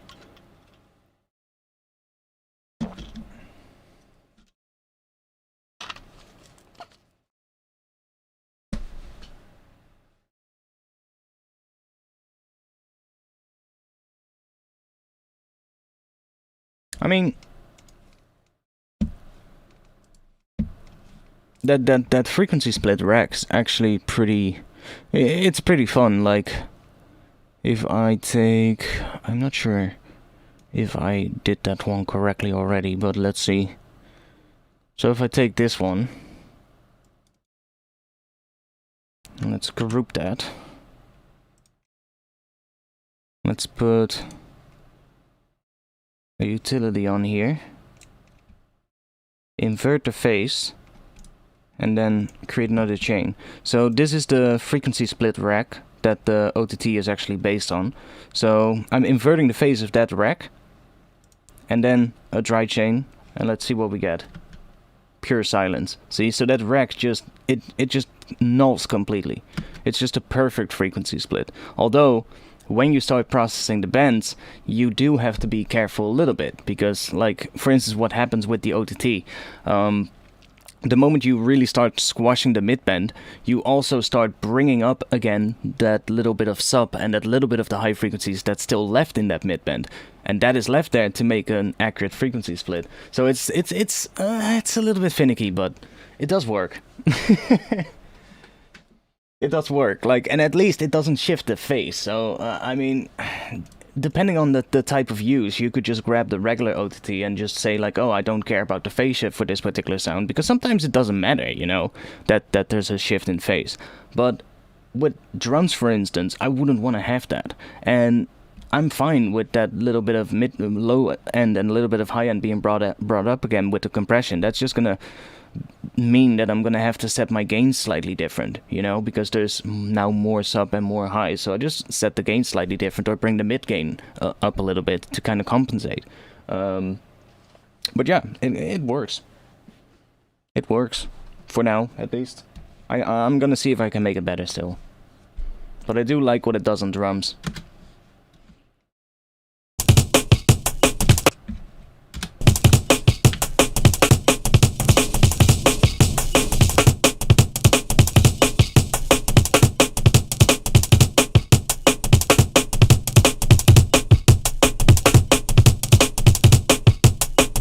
And there's also a soft clipper in it as well, so you can boost the output gain and not really clip too much. So you can also really drive it into that to get some extra distortion, which is kind of nice. Yeah, see, I don't make future bass, so I don't know, but would I use OTT on it? Depends. Depends on what I'm trying to do. Like, OTT, what it really is doing is just doing really heavy compression, and mostly it's doing upwards compression. That's what you hear a lot, and that's also what you hear mostly. That's the all that high end that's being brought up. That's because of the really heavy upwards compression, mostly happening in the high frequencies. It also happens in the low frequencies and in the mids, but less aggressively as it does in the high frequencies. And then it's also because of the sort of like that dip in the mid range that it creates. So if that's the effect that you want, then I guess OTT could work. But be aware that it does shift everything completely around in terms of the phase. And if you've already sort of like, let's say, what I usually say, like, let's say you have a bass sound and you've already created that bass sound in a synth, Vital, Serum, whatever, and at some stage you go into the effects section of that synth and you run, for instance, the sub together with some mid-range or some noise or whatever it is that creates the harmonics in the mids. You run those together with the sub through some distortion to get that crunch. If you would look at it then on an oscilloscope, you would see that crunch is happening because there's some noise or some like faster oscillations in the waveform happening, and then there's also the clear sub-bass frequency, but you'll see that it actually pushes them away a little. The best way to describe it is if I just bring up a patch. Let's just see. And I've done this in my OTT video as well, so you could just as well, I could just as well forward you to that video, but it's such an easy thing to show.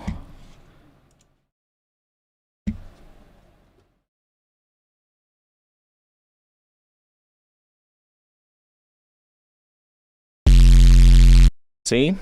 That noise sits around here in the waveform, and that is happening because I saturated the noise together with a sub. And here we don't really have much noise. If I would now put OTT, let me make it a little bit quieter so I can talk over it. So if I would put OTT on it now, then that noise is going to be moved to a different position in the waveform. And that is the issue that, you know, you want to be aware of, because if you would then, for instance, put a limiter on your master track, which then limits this again, it's going to squash that noise into, well, into the limiter, and you're gonna get rid of it even more, and that's then going to decrease how crunchy that bass is sounding. So that noise is sitting in the area of the bass of the waveform where we have headroom, and that is the most important thing. And if you would now put the regular OTT on it, or just the Ableton one, let's just take that one. And where is it? Right here. Put this on here.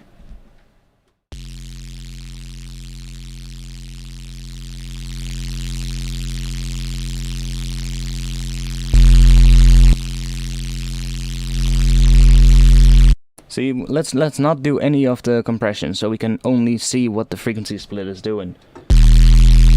See where that noise now is? That noise now sits in a completely different spot. And that is the spot you don't want to have it at, because that is already, it now sits right here where the waveform is sort of like at its maximum value, at its maximum loudness, and that is now where the noise sits, as opposed to in the area where it goes down towards the negative side. So here, where the waveform happens, that's where we want to have that noise. And now it sits not there anymore. So you can imagine if you would run this into a distortion or into a limiter again, for instance, at some later stage, it's going to get rid of that noise even more. And yeah, you don't want that. Whereas with the rack that I made, it doesn't do that. It just keeps that high frequency, it keeps those high frequencies in the exact same spot.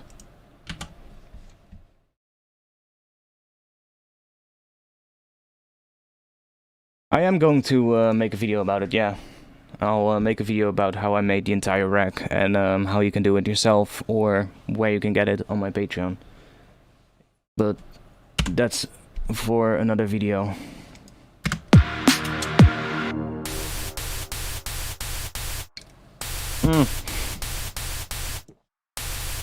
We now have a noise base.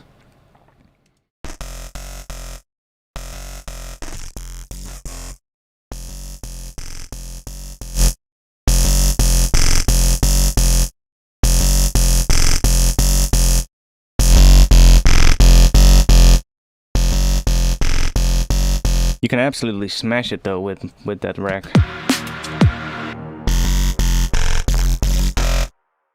And it does kind of work.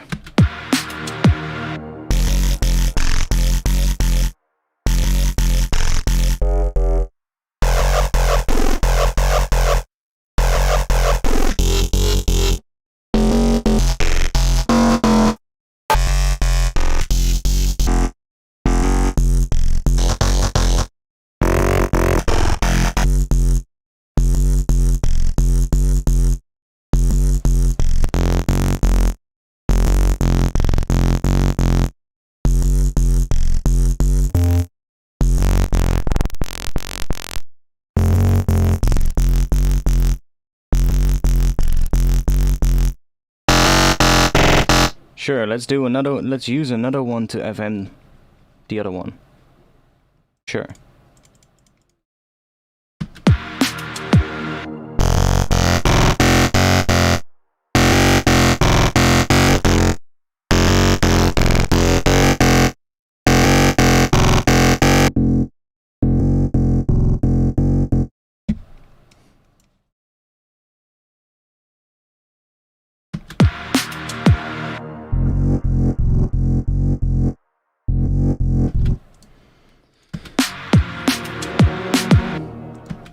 I need to recap because we've been talking about something for a really long time and now I kind of lost the groove. I'm making some other racks as well though. I'm gonna be doing the regular frequency split rack as well. I'm just gonna be dropping that one as well. And I have some other ideas for other interesting racks to make in the future. Got some pretty cool ideas with the new Ableton effects as well. The new reverb tools are pretty cool. There's some pretty interesting... I can see some pretty interesting uses for those as well. What's happening on Discord? Okay. I mean, if you're gonna do just a quick frequency if you're just gonna do a quick frequency split, doesn't really matter. It really doesn't matter. Just use a couple of EQs and that's it. Like most of the time, I wouldn't be too concerned about the phase shift. It's only like when I'm treating a sound that I know already has been saturated into the right sort of like, you know, waveform, I guess, and has the right phase. I wouldn't want to destroy it most often, but when you're still doing sound design and stuff, I most of the time wouldn't really care about the phase of the sound at all. Like, you can care about that later, you know? You can care about the phase later and just, you know, fix it. But if you've already made sure that everything is so, like for instance, what I see people do, throwing OTT on the master of their track. Like, that just makes zero fucking sense to me. Like, at all. Because that is going to completely shift the phases of the individual frequency bands from each other. So that is just going to sacrifice loudness in a way, because you've just seen what it does. Like, it completely moved the high frequencies into a position where we actually have no headroom. So if we're going to push that into a limiter, it's going to get rid of more of that noise, those high frequencies that, yeah, we want to keep those, right? So by putting it on your master track, it's just, I don't know, but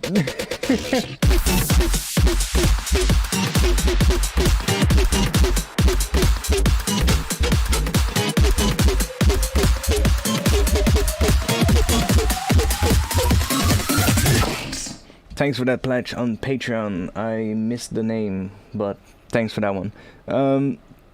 Yeah, no, indeed. Disperser does the same phase shift. It's basically because of that all-pass filter that disperser does, basically. It does the same thing, yeah. Because in a way, like, if you do a frequency split, for instance, you can use all-pass filters to adjust the phase offset that the bands are doing. Me and Nasco have actually been, you might know him as well, he also has a YouTube channel. He contacted me on Discord, and we've been talking pretty in-depth about this whole rack that I've been making, and he's been helping out as well, so like testing it a bit, because he was kind of curious, and he sort of like started doing the same thing at the same time while I was doing it. So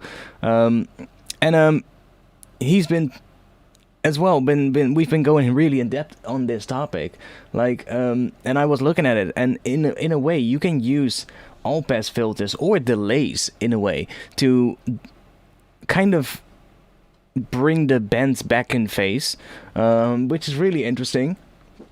And we've been able to actually get really close by sort of like using a very, very accurate delay that can delay on sample base instead of sort of like milliseconds. So it doesn't delay. We were using a Voxengo delay, which is a free delay plugin, and it has like, I think it's called sound delay or something like that, and it can actually delay per sample. So you can delay one sample, for instance, and by doing it that accurately, you can basically bring the shifted phase of the frequency splitted bands back into phase. It is going to add a latency, of course, and the entire sound is going to come in maybe one cycle later than it should be coming in, but you can fix that by shifting it a little bit forward. But you can basically bring the bands back in phase doing it that way by just using a delay. So, because that's basically what an all-pass filter does as well. An all-pass filter kind of just delays the signal by doing a weird filter. I'm not an expert on it. I don't know what an all-pass filter really does, but it kind of just delays the audio and shifts the phase, because that's kind of what, you know, when you shift the phase of something, you're kind of delaying it, or you're actually shifting it forward in time, maybe. But is that even possible, shifting somewhat forward in time? I guess it is. I'm not sure. Can phase time travel? It's a really interesting topic, though, and we were trying to get, and like I said, I was trying to get a really clean frequency split, and I've even been trying to do some other weird stuff, like stacking EQs on top of each other and seeing if you can clean it up somehow, and there are ways of getting it clean, but you're most of the time going to sacrifice for a little bit of coloration of the sound, and I'm just trying to figure out what the best sort of like middle ground is. Linear phase OTT would solve the regular problems, right? Yeah, kinda, yeah. With a linear phase EQ, you could make a perfect frequency split, so yes, it does fix that. But it does have its own issues. Like, the other issues that has is that obviously it's going to add a lot of latency, or most of the time it's going to add quite a bit of latency.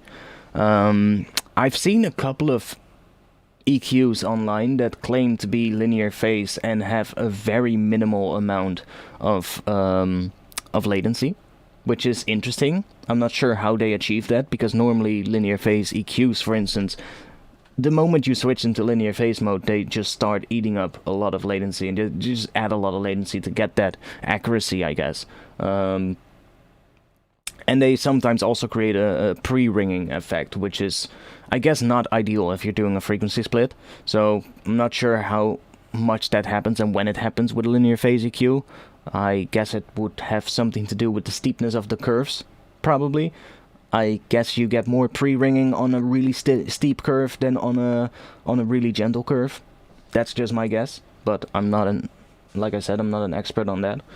But it's quite interesting to kind of dive into it, and so like I learned a little bit about how the code under the hood of filters and EQs work now, and by doing that, I was kind of able to make a better frequency split than what most of the other things do. Although it's still different though.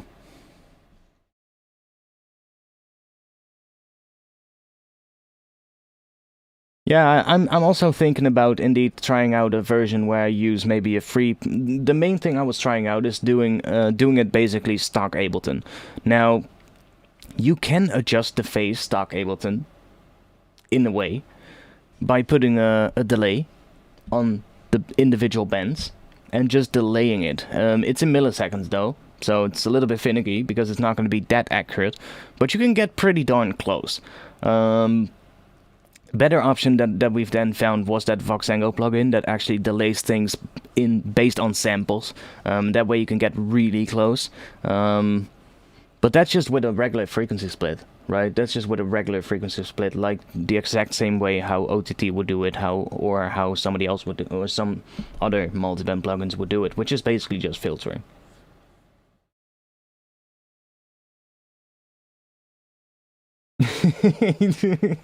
Gray going all deep detective mode into my question if phase can time travel.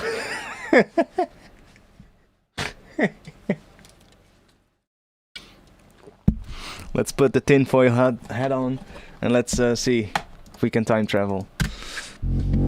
Okay, let's see. What was I gonna do? I was gonna play this again, right, and see what the vibe was.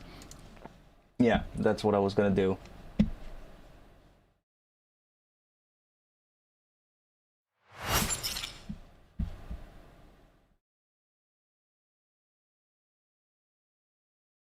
I'm not using Plugin Doctor either. Like, if you wanna check a lot of things, what they do, there's a very easy way of doing it, and that's just using phase cancellation. Like, if you take a dry version of a sound and a version that you've affected with whatever you're affecting it, and then want to figure out what that thing that you're using to affect that sound is exactly doing, it's just take the dry sound, phase cancel that one to the new one that is processed, and see what is left. And what is left is the exact same thing that it's actually adding to your sound. So there are a lot of things that you can check doing it that way. And phase, a lot of times you can see phase as well. Like on an oscilloscope you can see the phase. If you record the audio from something, and by looking at the waveform you can see the phase. So there's a lot of ways to check phase.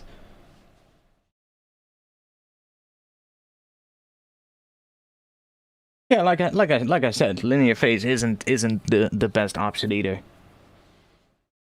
There's like a good middle ground between like linear phase and regular filters, and so like there's probably a good middle ground somewhere that is gonna be cleaner than how most multiband tools do it these days. I mean, filters and all that, all the technology behind it is getting better and better as well. So I don't know, we'll see. Maybe in a few years we can do fucking a linear phase frequency splits without any added latency. Who knows? We'll see. I need to piss as well. You guys will just hear this intro twice because I'm gonna piss, and when I'm gonna come back, I'm gonna listen to the intro. But I don't want to search for any music right now, so I'll be back in just a little bit, and then we'll continue working on this.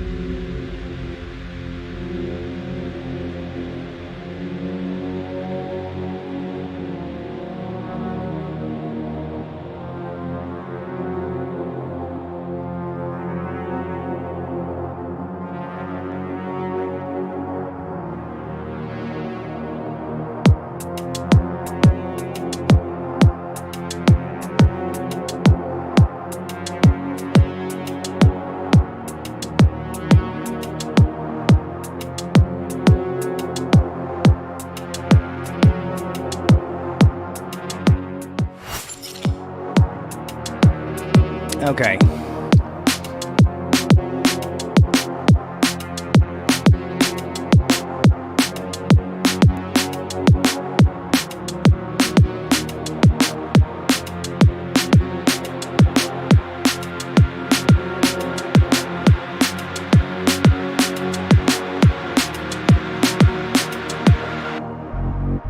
Yeah, not that. That's one thing that's for sure.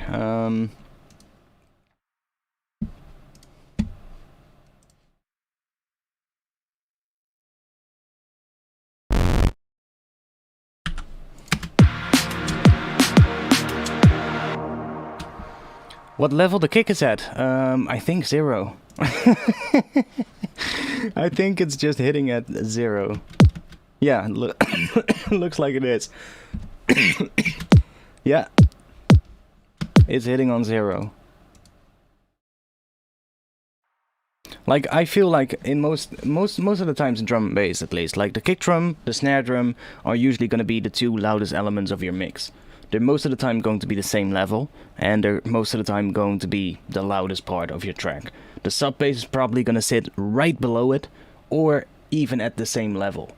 And that's most of the time when I just analyze tracks, but that's after mastering as well, so you gotta keep that in mind. Most of the time when you're making the track, the sub will sit a little bit below level in terms of your kick and snare, and then most of the time when you smash it into the limiter at the end, it kind of just, it squashes down those transients of the drums a little bit and brings them sort of like in the same level as the sub.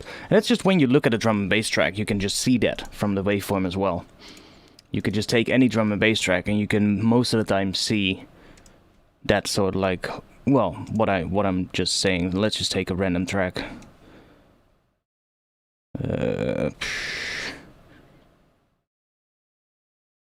Mephius and Imanu probably is going to have that. Like, you can see a lot from waveforms by just looking at what they're doing. Like right here, we can just see that this here, that low frequency is a little bit quieter than everything. But as soon as the drop hits, which I'm not sure if this is the best. Oh yeah, here we go. Like, let's go to the drop section. This is probably where the drop hits. We can see, like, that is the kick drum right here. And that's going straight into the sub. And that sub and the kick are the exact same level. Like, that oscillation that you see, that is the sub. And all that extra stuff happening on top, that's the extra mid-range, and that's the extra noise. But we can see that the sub is basically just hitting the limiter at 0 decibels. throughout this entire section, together with the kick. So from that you can just see already like what you kind of want to aim for. But keep in mind that that is after mastering, so before mastering it's probably gonna be slightly different. And you just have to do it a lot, and then over time you kind of get a feel for what you want the levels to be. But it really is, most of the time what I say is just the kick and the snare are going to be the loudest element, and then everything else in the track is sort of like mixed around that. I make sure that the kick and snare are hitting at the loudness I want to have it. Right now I have everything set to 0, so everything is just hitting the master at 0, where I have a limiter right here. That's the only thing from this, all of these effects here. The only thing that's actually doing something is the limiter right here, so that's the only thing you have to look at. And this is just not doing anything, see? The gain is set to 0 as well, so all this is doing is just catching anything that goes over 0, to make sure that I'm not hurting your guys' ears, basically. And that's the only reason that is. But normally I would work with everything brought down, and that's also what I do when I start the final mix. But I figured this is just easier when I stream, so that when I make a track I don't have to adjust the gain and bring it down to -8, you know, like I used to do all the time. And this is just easier. Yeah, I need to figure out what I want to do with that bass line. I can also maybe make the build-up drums first, but I think making the groove to bass first is what I need to figure out.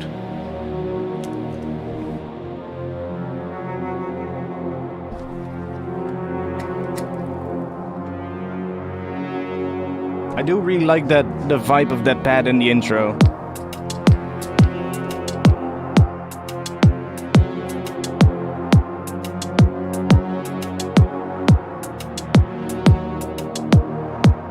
And we need some more stuff happening here.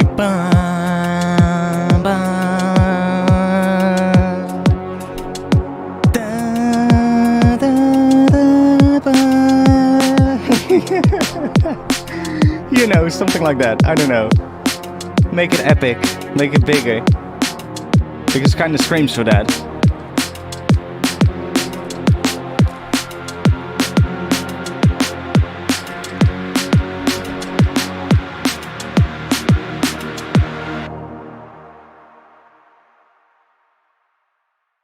And then here we need an interesting thing. But what? That's the question. Ableton is having a little moment.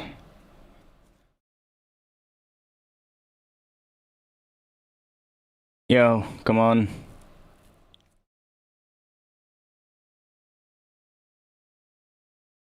Wires and whatnot. Yeah, maybe.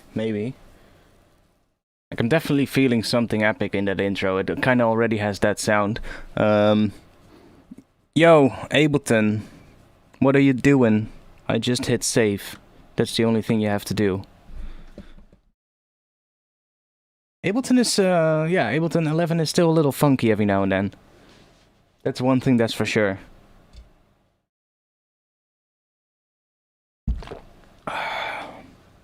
There are still some performance bugs. You're hearing a church solo somewhere. A church organ solo. Do I have a church organ? Ooh. You're actually giving me an idea. Okay. I'm gonna restart Ableton because this is taking way too long.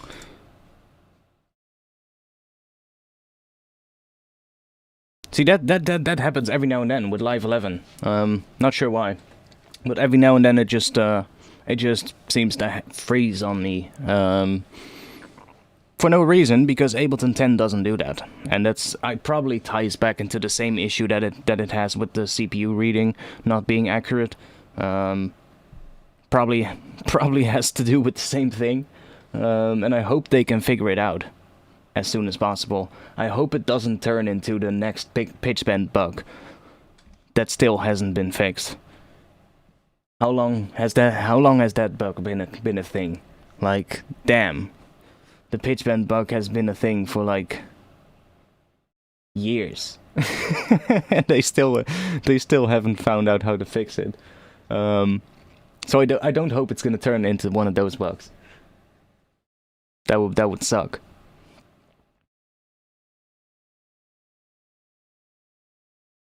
But there's definitely issues as well with the CPU reading, and I've been seeing a lot of people saying that they had issues with what is it, the disk overloads as well, and that's something I've been noticing as well, having disk overloads with it. But I don't know why it's happening, because the discs itself are fine. They work fine with the exact same samples in Live 10, but in Live 11 the disk overload meter is just going absolute crazy. So, not sure why that is happening. Why can't you sub? Because I'm not an affiliate on Twitch. If you want to help support me, then you can help support through Patreon. The reason I'm not an affiliate on Twitch, and that is actually something I can explain, because I am actually eligible to be a Twitch affiliate. I'm actually getting quite close every now and then to, well, thinking about maybe even being partnered with Twitch, but I don't want to do it. And the reason for that is because Twitch still has that exclusivity clause in their contract, which basically means that when I stream to Twitch, I am not allowed to also stream that same content at the same time to YouTube. And my audience mostly is located on YouTube.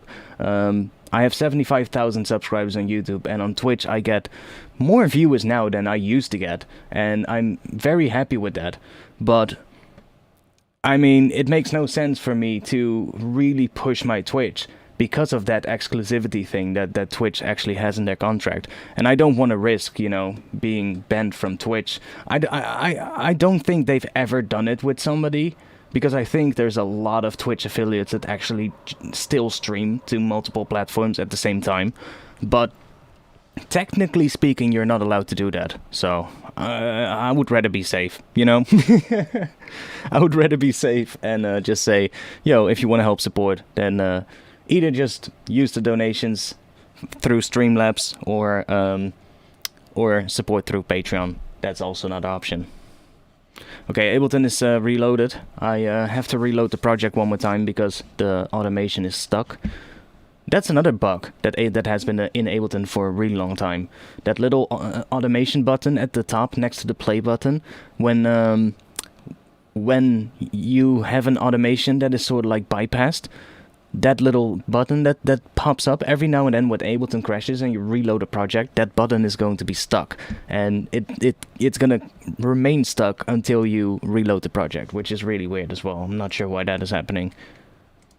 That's another bug that's been in Ableton for like as long as I can remember. But we're getting there. I'm almost done. I'm almost back where we were.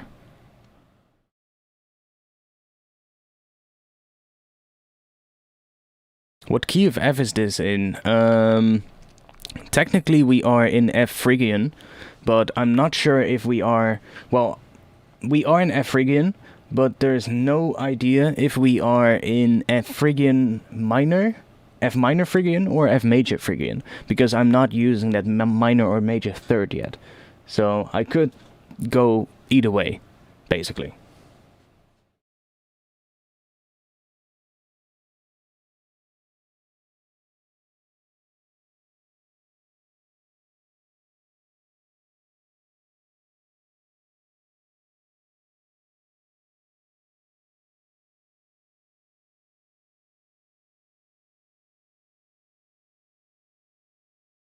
Can the MPE per note pitch bend in Live 11 replace the main pitch bend usage?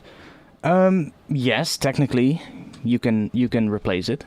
I mean, it does the exact same thing. It just does a pitch bend, but you have to set the pitch bend range on your instruments right as well. I was having a bit of a weird thing earlier. I was using the new MPE pitch bends, and I was pitching a couple of notes around, and I was pitching notes around, and those notes were not ending on the right pitch, even though I was moving them in the graph for like, I was bringing one note down one semitone, and it wasn't going down one semitone, but it was going like half a semitone. I was like, what? And that was because the range in the instrument I was using wasn't correct, wasn't correctly set up. But it is quite interesting though. It definitely works. But like it's also a little bit annoying. Like if you want to do, let's say you have a chord and you want to bend that entire chord down, then you have to do it 3 times. So I don't think it would replace the pitch bends completely. It just depends, like, what are you trying to do? Like if you want to bend individual notes of a chord, yes, that's when the MPE pitch bends are going to come in handy. But if you want to bend an entire sound that is maybe multiple notes at once, bend that sound down in its entirety, then I wouldn't recommend using the MPE pitch bends.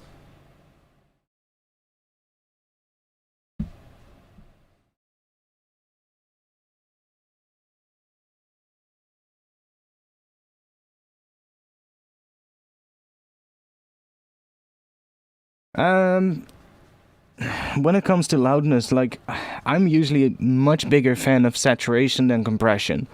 So when I do try to get things louder, it's mostly saturation. Sometimes compression works, but saturation is mostly what I'll be using. Now, we were talking about a church organ, right?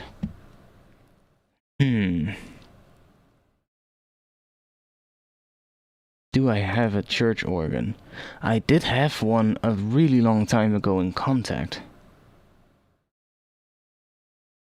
I'm not sure if I still have it.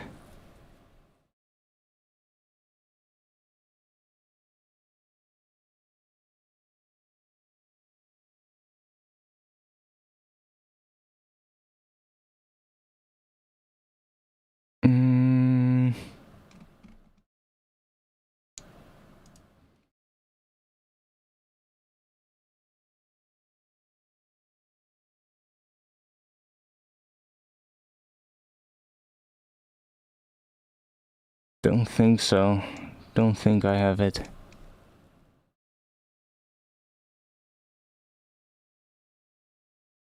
No.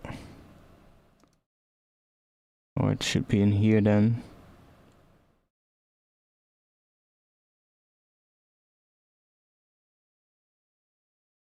No. No, I don't have it. Sorry. I had a church organ in Contact, which was I think was free even. Was a really nice church organ actually.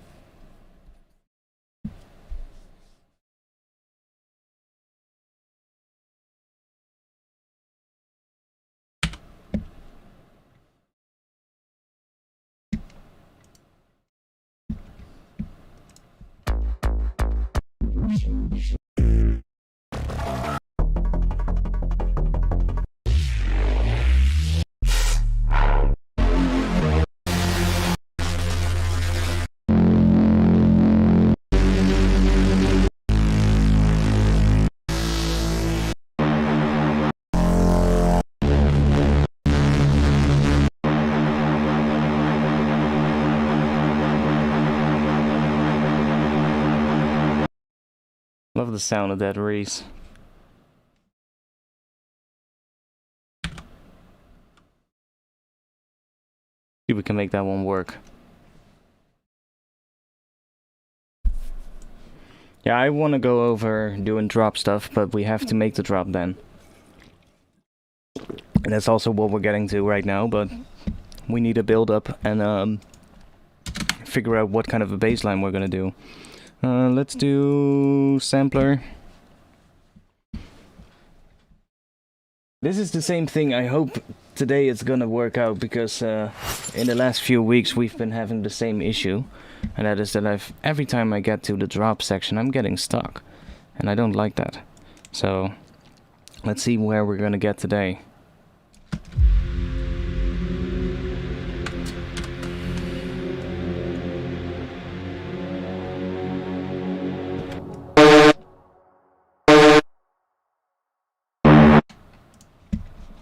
That's loud because of that.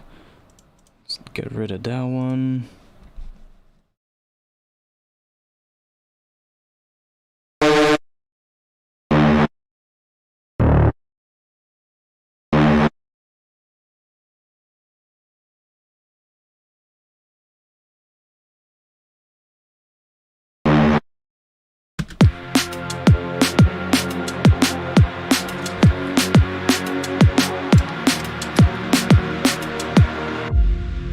Oh. Maybe having that impact would be nice right here.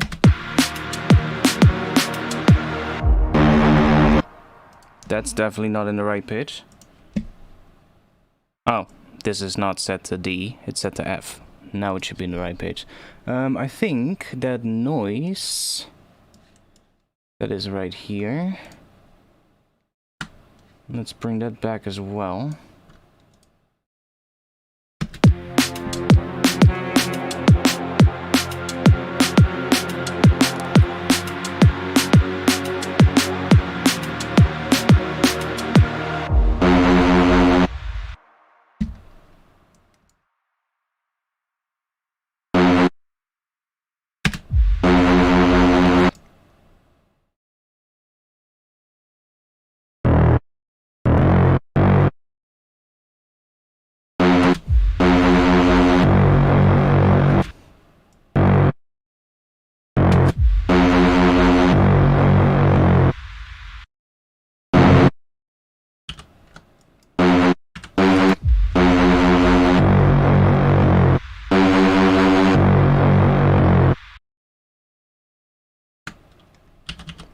Could work, maybe?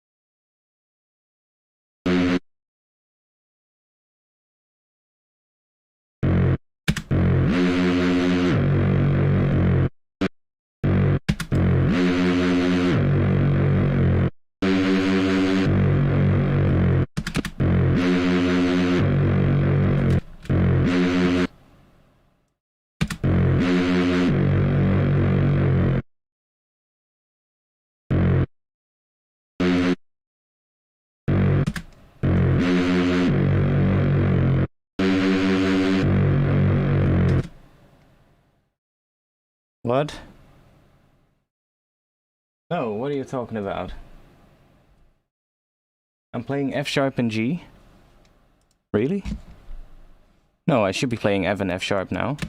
Or that sample is not in D but is in D sharp.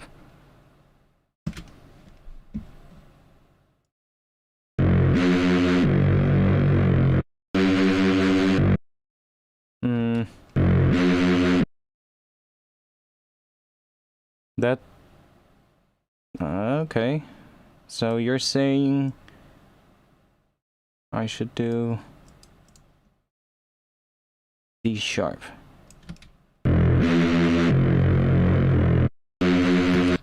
No, that doesn't sound right to me.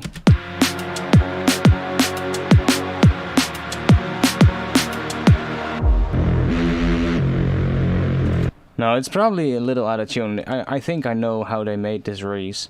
It's probably just made by having two notes playing at once. And that way it ends up at like -50 or something. But hey, that's not that big of a deal. Yeah.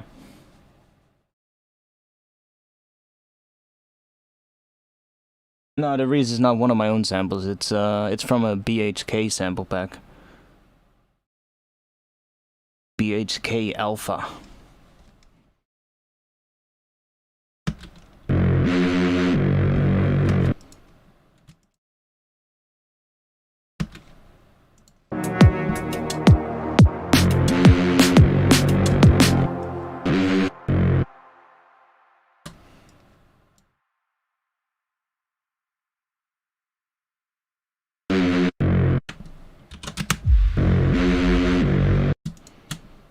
I'm just using that right now to see if we can use some rees here in this track.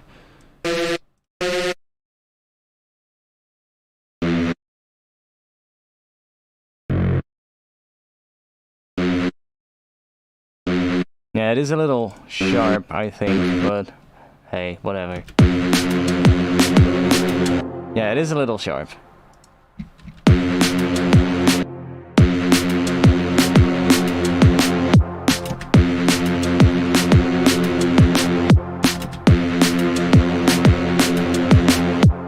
Like, I think just minus 50 is even what it needs to be.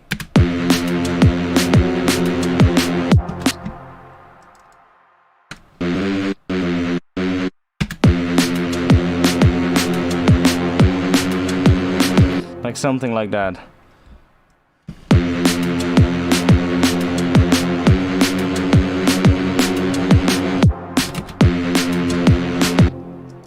That already sounds more in tune. It's probably because they've used maybe 2 notes, and those 2 notes together create, of course, it shifts the phase to the center in between those 2 notes, right? Like if you create a rees using just 2 MIDI notes, like it's a good way to make a rees. Take 2 MIDI notes that are 1 semitone apart, put them and just play a sound, right? And you're gonna have an oscillation in it because of the pitch difference of those 2 notes. And that oscillation is most of the time almost perfect for drum and bass in terms of the speed. So yeah, you can just do that, but then the pitch, like the average pitch of those 2 notes is going to be right in between those 2 notes. So it's going to be a little sharp. But that was actually a way, back in the day, how very often they would create reeses, you know? By basically just taking 2 notes and doing that, and then sampling them into a sampler. And this is a really old school sounding sample pack, so my bet is that is also how they've made the reeses, you know?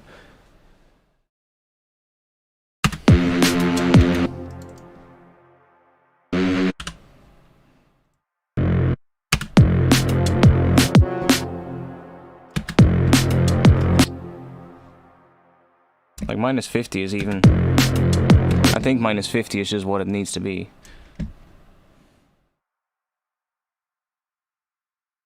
Ableton is still a little slow every now and then. It's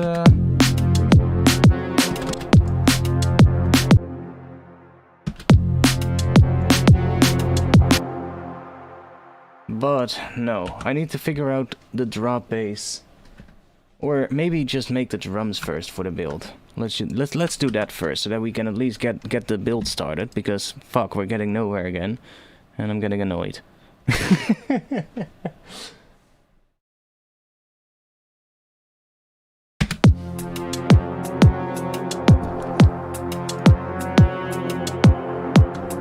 So we know we're gonna have that kick right here.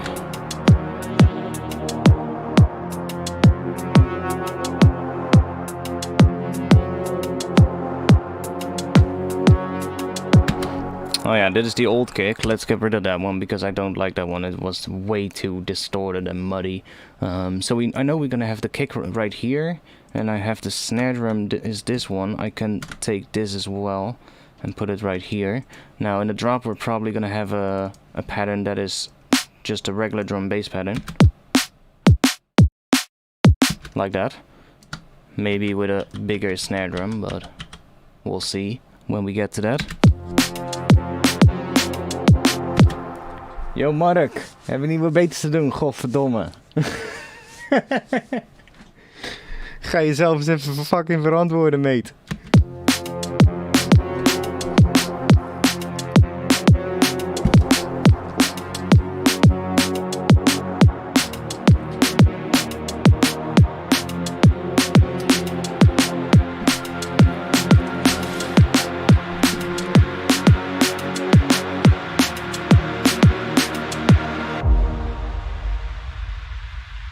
Okay, so I'm hearing that high frequency thing that comes in. Is this one? Yeah, this thing. I'm hearing that continuing. Now, I do have a till, but it sounds really horrible. So, what I'm gonna try is let's duplicate this.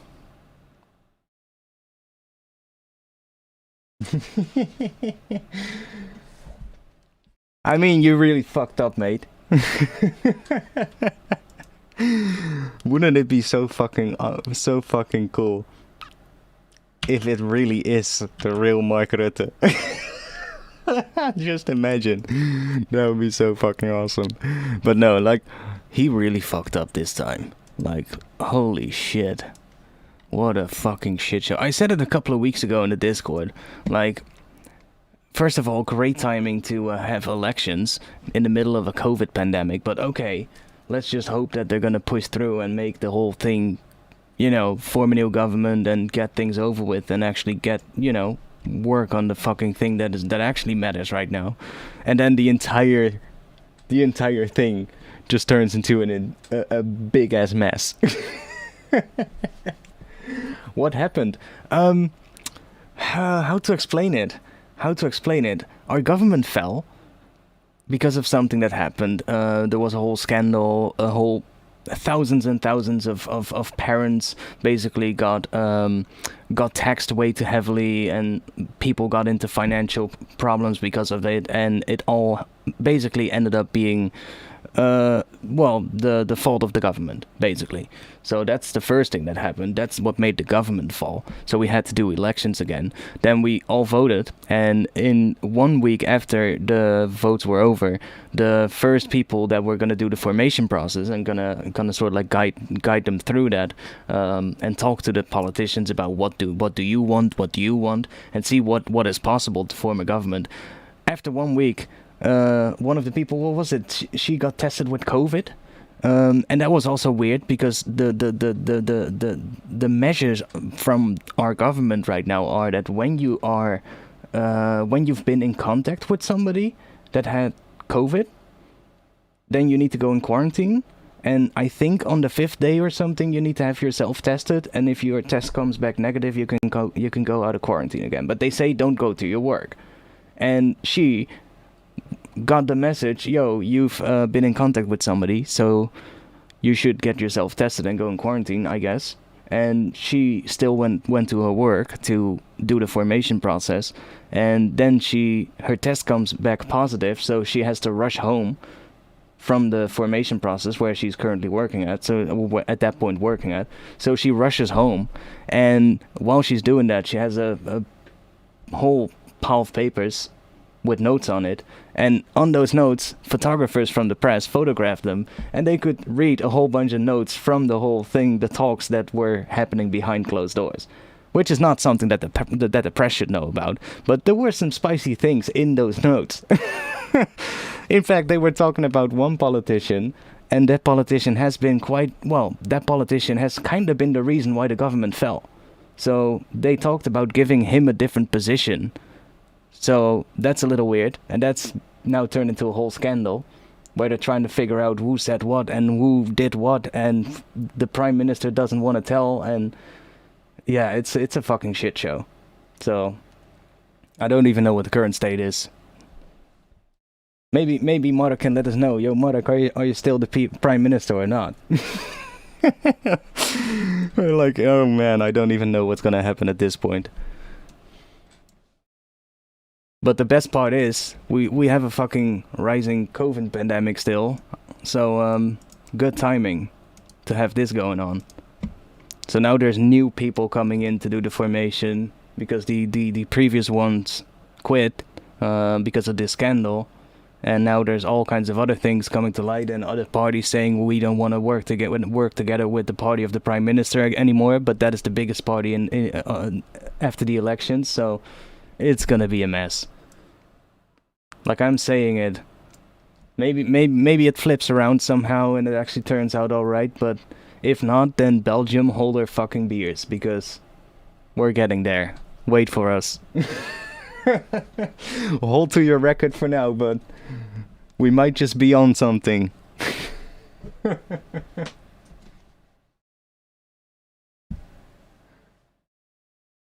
Like, oh boy, I don't even want to know where this is gonna end up, but